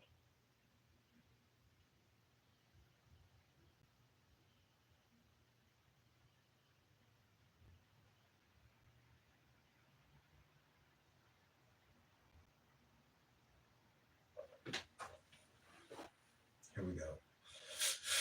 I think I know now what I never knew before, the meaning of the common saying, a fool you can neither bend nor break. Pray heaven I may never have a wise fool for my friend. There is nothing more intractable. My resolve is fixed. Why? So madmen say too, but the more firmly they believe in the delusions, the more they stand in need of treatment. Oh, when shall I see Athens and its Acropolis again? Miserable man, art thou not contented with the daily sights that meet thine eyes? Canst thou behold aught greater or nobler than the sun, moon, and stars, than the outspread earth and sea? If indeed thou apprehendest him who administers the universe, if thou bearest him about within thee, canst thou still hanker after mere fragments of stone and fine rock? When thou art about to bid farewell to the sun and moon itself, wilt thou sit down and cry like a child? Why didst thou hear? What didst thou learn? The meaning of the... Okay, that'll be it. This is the kingdom of God is within you. That's Luke 17:21. Okay, everybody, hope you've enjoyed this round. This has been my USA Memorial Day Israel special. Dr. Sean Malika, health, wealth, love, peace of mind, happiness, and strength. Talk to you all soon.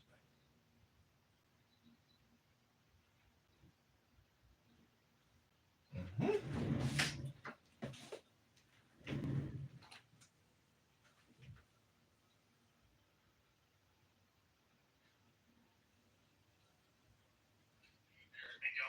are you arguing? That's what they do. What are you talking about? No, you need huge data centers. You need huge data centers. No. Require a lot of electricity.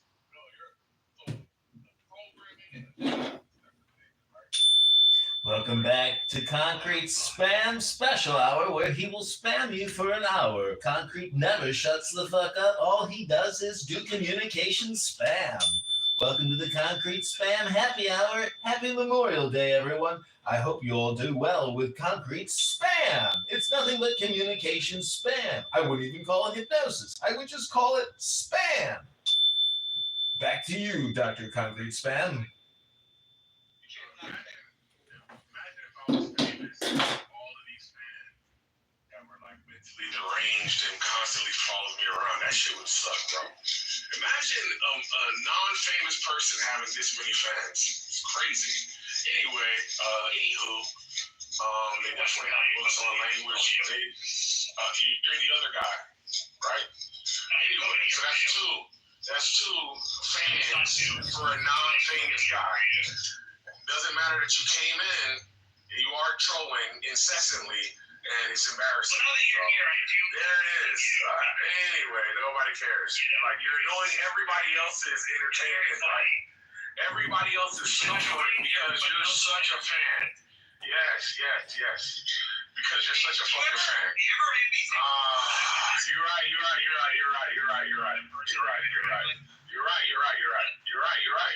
Okay. Anyway, so the whole point is, Michaela, if there is I'll actually PDR a book on large language models. I think I even have it in my fucking outbox or cart. That was like one of my next projects. If they can figure out what goes into them, they can figure out how to limit them, Michaela. I don't think it's a big deal. This is what the people are saying, is that alignment, they would have to understand. It's not, alignment means being able to figure that out. And they haven't been able to do it in the trial for 10 or 20 years. They haven't figured out what? Well, read something recent or... They haven't figured out what, Michaela? Alignment. Alignment towards human values. Oh my gosh. They can't, you have to, have you ever heard of Eliar Yukowski? He's the one who got me onto this 2 or 3 years ago. Look him up, Eliar Yukowski. He just had a recent interview. And look up the AI 2027 and watch these presentations on YouTube and then figure out which books you want to buy. Because the books have to be very recent. And I think a book...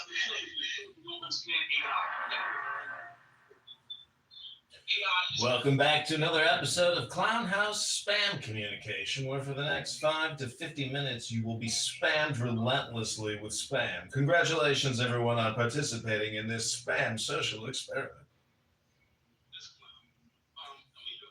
Why can't you contribute something better than your stupidness and you're an actual spam?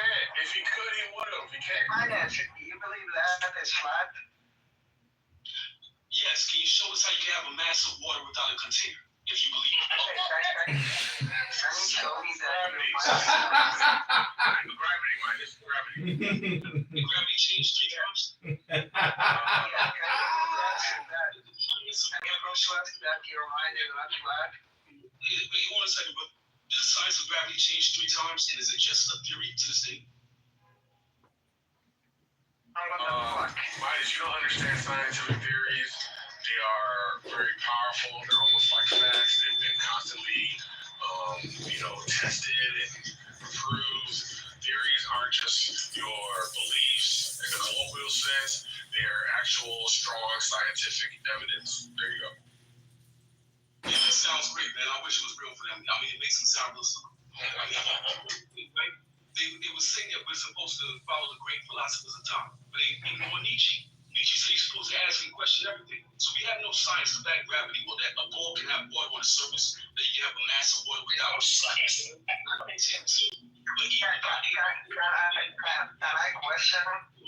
question? My mind? Yeah. Can I question that your mind is flat? Can you first answer? Oh, that was funny. Answer that question. Then you go for it. Go ahead. I think that your mind is flat. Prove me wrong. Wait, hold on, Midas. Are you saying that we can't model water being in a place without a container? Facts. There's no mass of water. You can't do any chemistry experiment without a container, a beaker, or some form of container. Is our atmosphere a container? Our atmosphere will have to be contained. Because they're trying to tell us that our atmosphere is directly adjacent to a vacuum. And that means our atmosphere will not be contained. Yeah. I don't know, bro. I think this is a losing battle, irrespective of, because I actually am very sympathetic to flat earthers, but I feel like the worldwide conspiracy is hard to swallow, pause, and I feel like, I think that's pretty much it, the worldwide conspiracy. It's just very difficult to swallow. Well, that's just a feeling, brother. We have the World Economic Forum, we have the United Nations, we have NASA. If you make $56 billion a year, so they're incentivized to lie. if it is a lie, it'll be a centralized. So if they can't show us an actual gravitational experiment, then how can we take them seriously? If everything they say they have is theory, then I can't take them seriously. They can't prove it the same, right? But there's a bunch of people that agree with the theory. What do you do? Why take it seriously? The authority and the feelings of consensus, that's actually idiotic. If you understand Nietzsche, that's why I put Nietzsche. Let's concrete and come to my everything. Force people to prove their thoughts. But see, these people are low IQ, so they can't handle it. What about all of the mathematical equations and physics and all of the stuff that supports gravity? There are none. See, right now, gravity is quantum theory. Right? It's changed 3 times. With Einstein, remember they? No. And then with Einstein. And now it's gravity with quantum theory.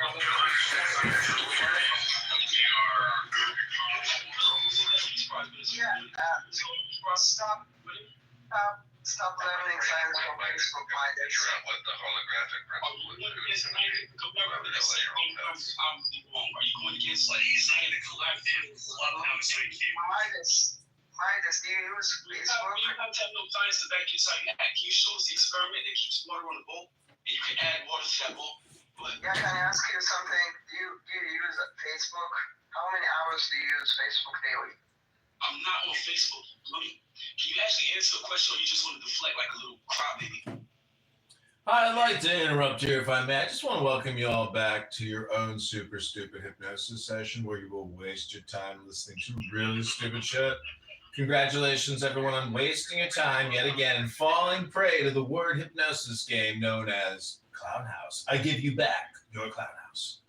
It's only that you get to experience the mentally ill so up close and personal. Thank you, comedy. Having a difference of opinion isn't a sign of mental illness. Being an incessant troll, I think is a sign of mental illness. But if you think that believing that the scientific community isn't like truthful is a sign of mental illness, I would just love to know what is that illness, because what you are dealing with would also be considered a mental illness, because the consensus of the world throughout history has been agreeing with the existence of a God. And for some strange reason, you don't think you are mentally ill because of your atheism, right? Can I just ask you, what's the symmetry breaker between an atheist and a flat earther, such that the flat earther is mentally ill but not the atheist? Well, the symmetry breaker is that you're sympathetic to one of them.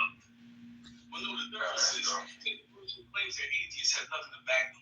Me as a flat earther, I actually have evidence experiments to back me. He's actually using Christian science. What's your favorite flat earth experiment? The idea that God curvature of the earth, obviously.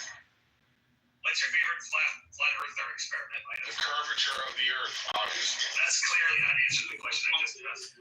Well, let's reframe this as a negative. Midas, what topic do you feel maybe that you are insufficient in knowledge of?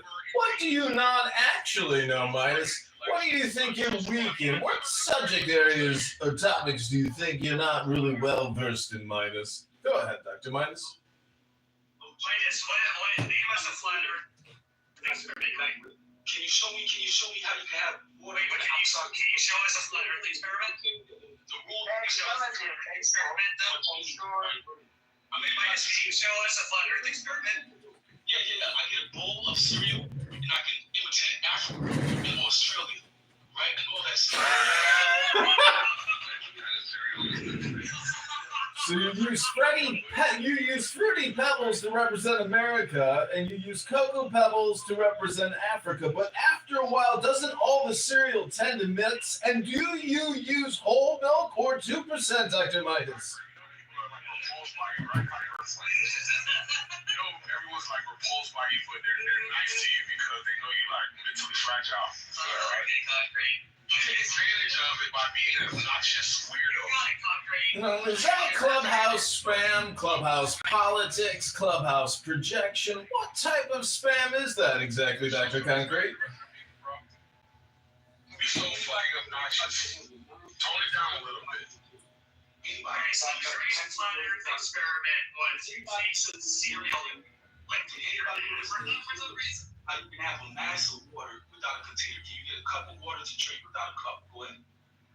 Interesting. I never thought about it that way, Dr. Midas. Have you ever taken a sprinkler and just sprayed it up in the air and caught all the driblets and the water coming down in your mouth as it makes you all wet, Dr. Midas? Have you ever been to the park where they let the drinking fountain just run on auto and you're drinking from the drinking fountain and consider that the earth is flat and maybe you don't know the truth of the earth or the math? How does the water just keep coming out of the drinking fountain without even pushing the button? How did those mechanical geniuses get the water to flow? It's called pressure, and that water comes from a container within the drinking fountain. So, reservoirs which are leading to the drinking fountain. So, again, you're pointing to containers. Can you show us how you can have a mass of water, more than water to drop? It's not condensation. You repeat the serial experiment for us? Anything has to. What do you have? Yeah, can you tell us about the serial simulation experiment, Dr. Midas?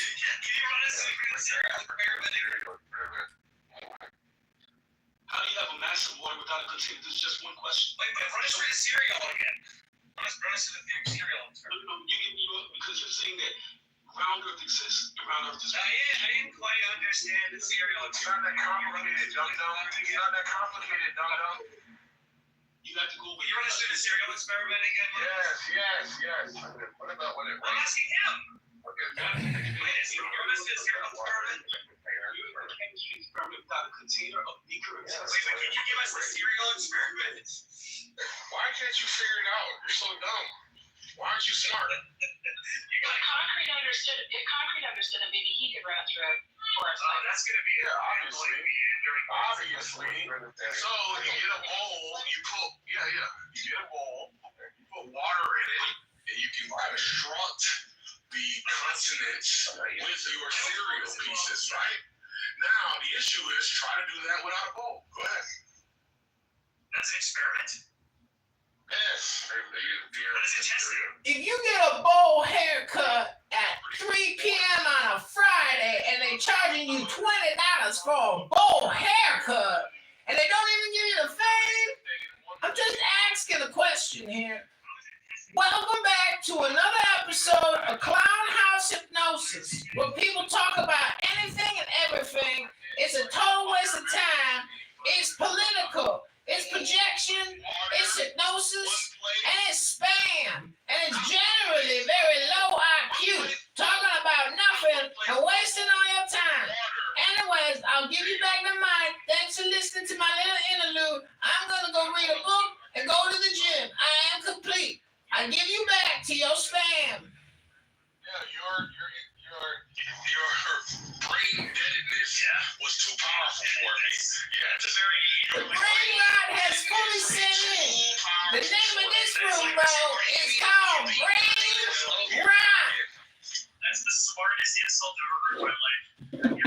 Welcome back to another exciting episode of Brain Rot. It's a banger. It's called Brain Rot.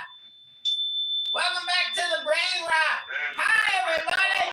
To all the brain rot sufferers out there. Welcome back to the Brain Rot. Welcome back to the Brain Rot. That's right, it's all Brain Rot. Come on, Bob. Well, hold up. I have to change so you can raise your hand. Well, this is showing you a little. Can you move comedy to the group? Right, it's actually the rain clouds. So there's no container for that water up in the sky, flying around. There's no. We're so fucking obsessed. Welcome back to the Brain Rot, Brain Rot, Brain Rot, Brain Rot. You want to respond to everything I say, bro? Like, get a fucking hobby, read a book. Go play a video game or something. You obsessed weirdo. I'm trying to ask you about rain. Sorry, Roy. I apologize. Go ahead. What is the container that holds the rain in the sky before it rains? The cloud itself is water vapor, right? It's a container. You run it from the argument by running to clouds. So when the water comes from the clouds, it's come like out of a bucket, but it's coming to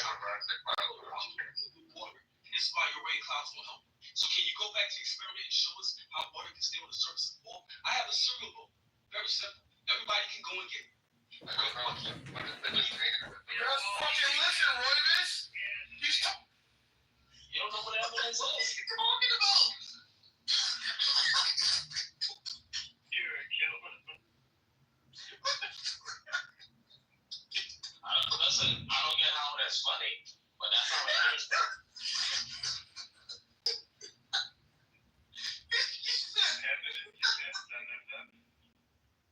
Look, the evidence is this. Look, there's no fingerprints. There's no fingerprints on the gun.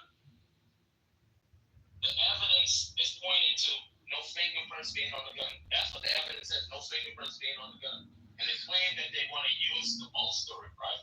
Hey, a ghost did it. My evidence is there's no fingerprints on the gun. It isn't good evidence. That's what it is. It's evidence. No, it's not.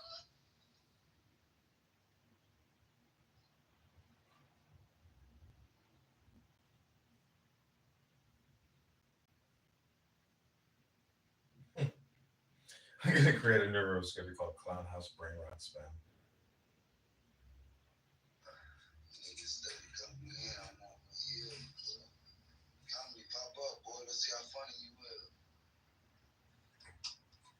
He gonna put us on his YouTube. He's so irritating. Oh, you better not funny. Yeah, this nigga. Okay, this is Clown House Brain Rot Spam.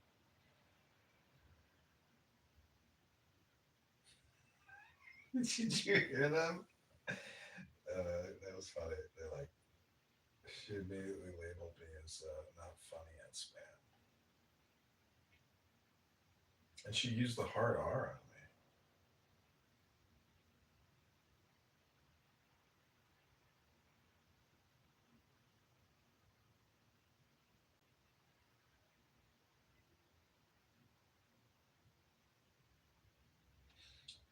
Okay, this is Clown House Brain Rot Spam. What do you have? What do you have? Can you tell us about the serial simulation experiment, Dr. Myers?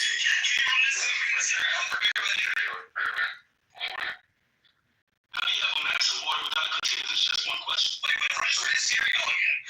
Let's premise of the theory cereal. No, you give me because you're saying that round earth exists. And round earth is. I didn't quite understand the cereal. It's not that complicated, dum-dum. It's not that complicated, dum-dum. You have to go with. You understood the cereal experiment again? Yes. What about what it was? I'm asking him. You understood the cereal experiment? You can't experiment without a container of Icarus. Give us the cereal experiment. Why can't you figure it out? You're so dumb. Why aren't you smart? Concrete understood it. If Concrete understood it, maybe he could run it through for us. That's going to be it, obviously. So, you know,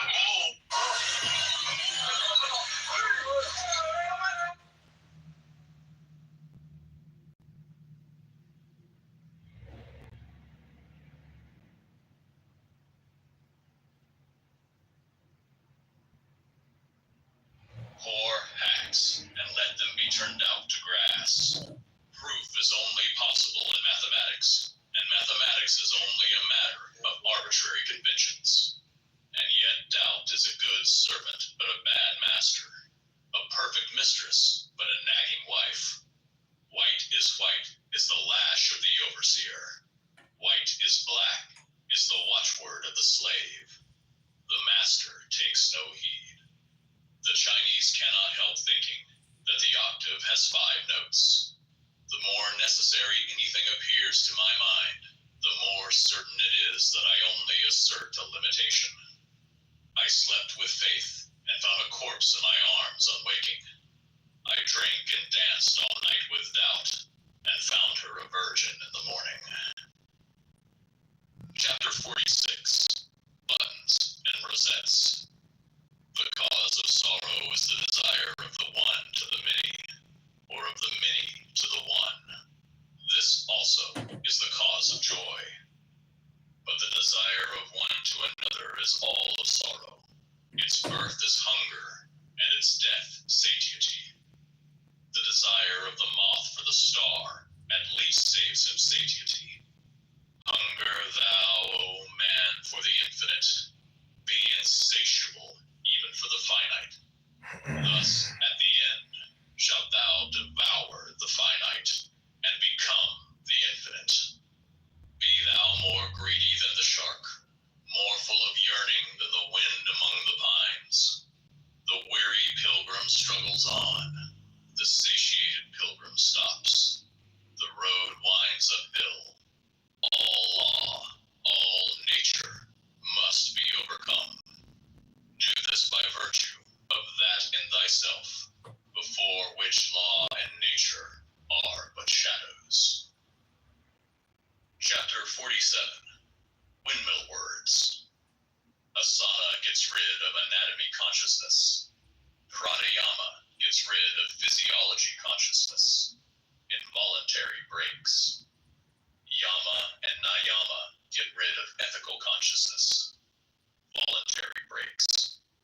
Pratyahara gets rid of the objective. Dharana. Wouldn't it be great if you could read and manage your business?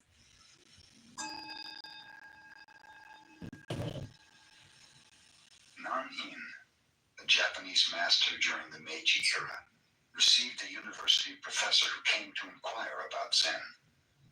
Nan-in served tea. He poured his visitor's cup full, then kept on pouring. The professor watched the overflow until he no longer could restrain himself. It is over full, no more will go in. Like this cup, Nan-in said, you are full of your own opinions and speculations. How can I show you Zen unless you first empty your cup?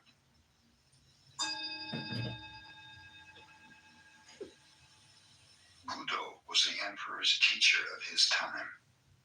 Nevertheless, he used to travel alone as a wandering mendicant. Once when he was on his way to Edo, the cultural and political center of the shogunate, he approached a little village named Takenaka. It was evening and a heavy rain was falling. Budo was thoroughly wet, his straw sandals were in pieces. At a farmhouse near the village, he noticed 4 or 5 pairs of sandals in the window and decided to buy some dry ones. The woman who offered him the sandals, seeing how wet he was, invited him to remain for the night in her home. Budo accepted, thanking her. He entered and recited the sutra before the family shrine. He then was introduced to the woman's mother and to her children. Observing that the entire family was depressed, Budo asked, what was wrong? My husband is a gambler and a drunkard, the housewife told him. When he happens to win, he drinks and becomes abusive. When he loses, he borrows money from others. Sometimes when he becomes thoroughly drunk, he does not come home at all. What can I do? I will help him, said Budo. Here is some money. Get me a gallon of fine wine and something good to eat. Then you may retire. I will meditate before the shrine. When the man of the house returned about midnight, quite drunk, he bellowed, Hey wife, I'm home. Have you something for me to eat? I have something for you, said Budo. I happen to be caught in the rain and your wife kindly asked me to remain here for the night. In return, I have bought some wine and fish, so you might as well have them. The man was delighted. He drank the wine at once and laid himself down on the floor. Budo sat in meditation beside him. In the morning, when the husband awoke, he had forgotten about the previous night. Who are you? Where do you come from? He asked Budo, who still was meditating.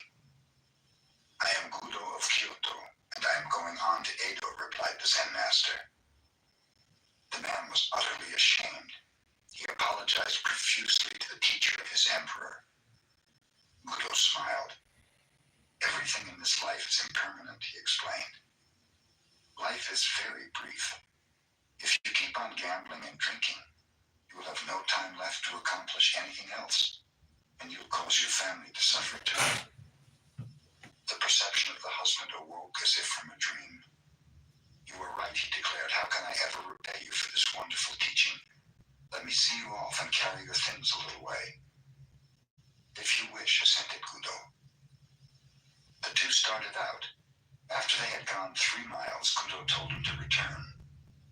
Just another 5 miles, he begged Budo. They continue on. You may return now, suggested Guido. Another 10 miles, the man replied. Return now, said Guido when the 10 miles had been passed. I'm going to follow you all the rest of my life, declared the man. Modern Zen teachers in Japan spring from the lineage of a famous master who was the successor of Guido. His name was Munan, the man who never turned back.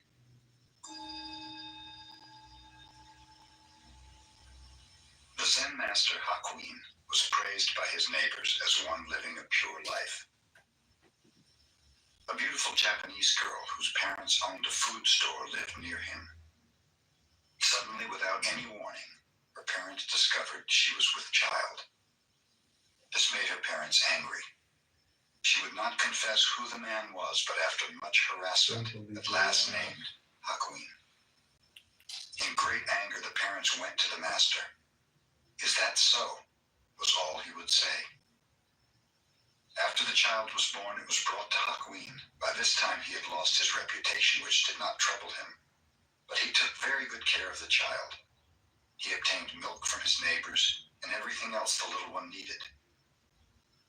A year later, the girl mother could stand it no longer.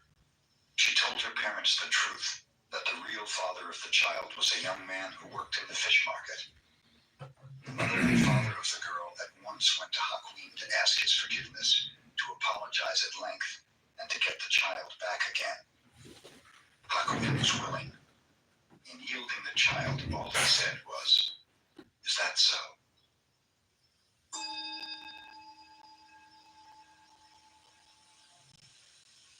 The Master Bankei's talks were attended not only by Zen students, but by persons of all ranks and sects. He never quoted sutras, nor indulged in scholastic dissertations. Instead, his words were spoken directly from his heart to the hearts of his listeners. His large audiences angered a priest of the Nichiren sect because the adherents had left to hear about Zen. The self-centered Nichiren priest came to the temple determined to debate with Bankei. A Zen teacher, he called out, "Wait a minute. Whoever respects you will obey what you say, but a man like myself does not respect you. Can you make me obey you?" "Come up beside me and I will show you," said Bankei. Proudly, the priest pushed his way through the crowd to the teacher. Bankei smiled. "Come over to my left side." The priest obeyed. "No," said Bankei, "we may talk better if you are on the right side. Step over here." The priest proudly stepped over to the right. "You see," observed Bankei, "you are obeying me, and I think you are a very gentle person. Now sit down and listen."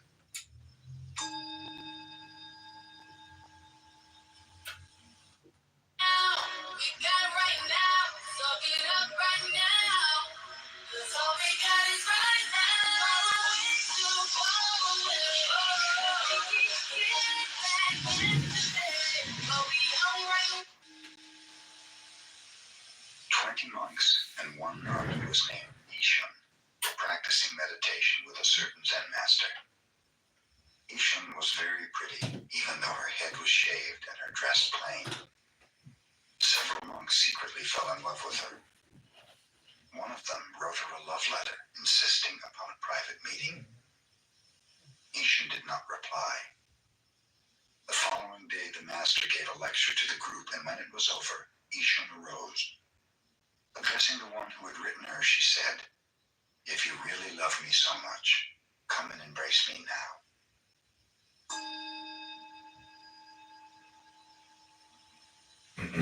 There was an old woman in China who had supported a monk for over 20 years. She had built a little hut for him and fed him while he was meditating. Finally, she wondered just what progress he had made in all this time.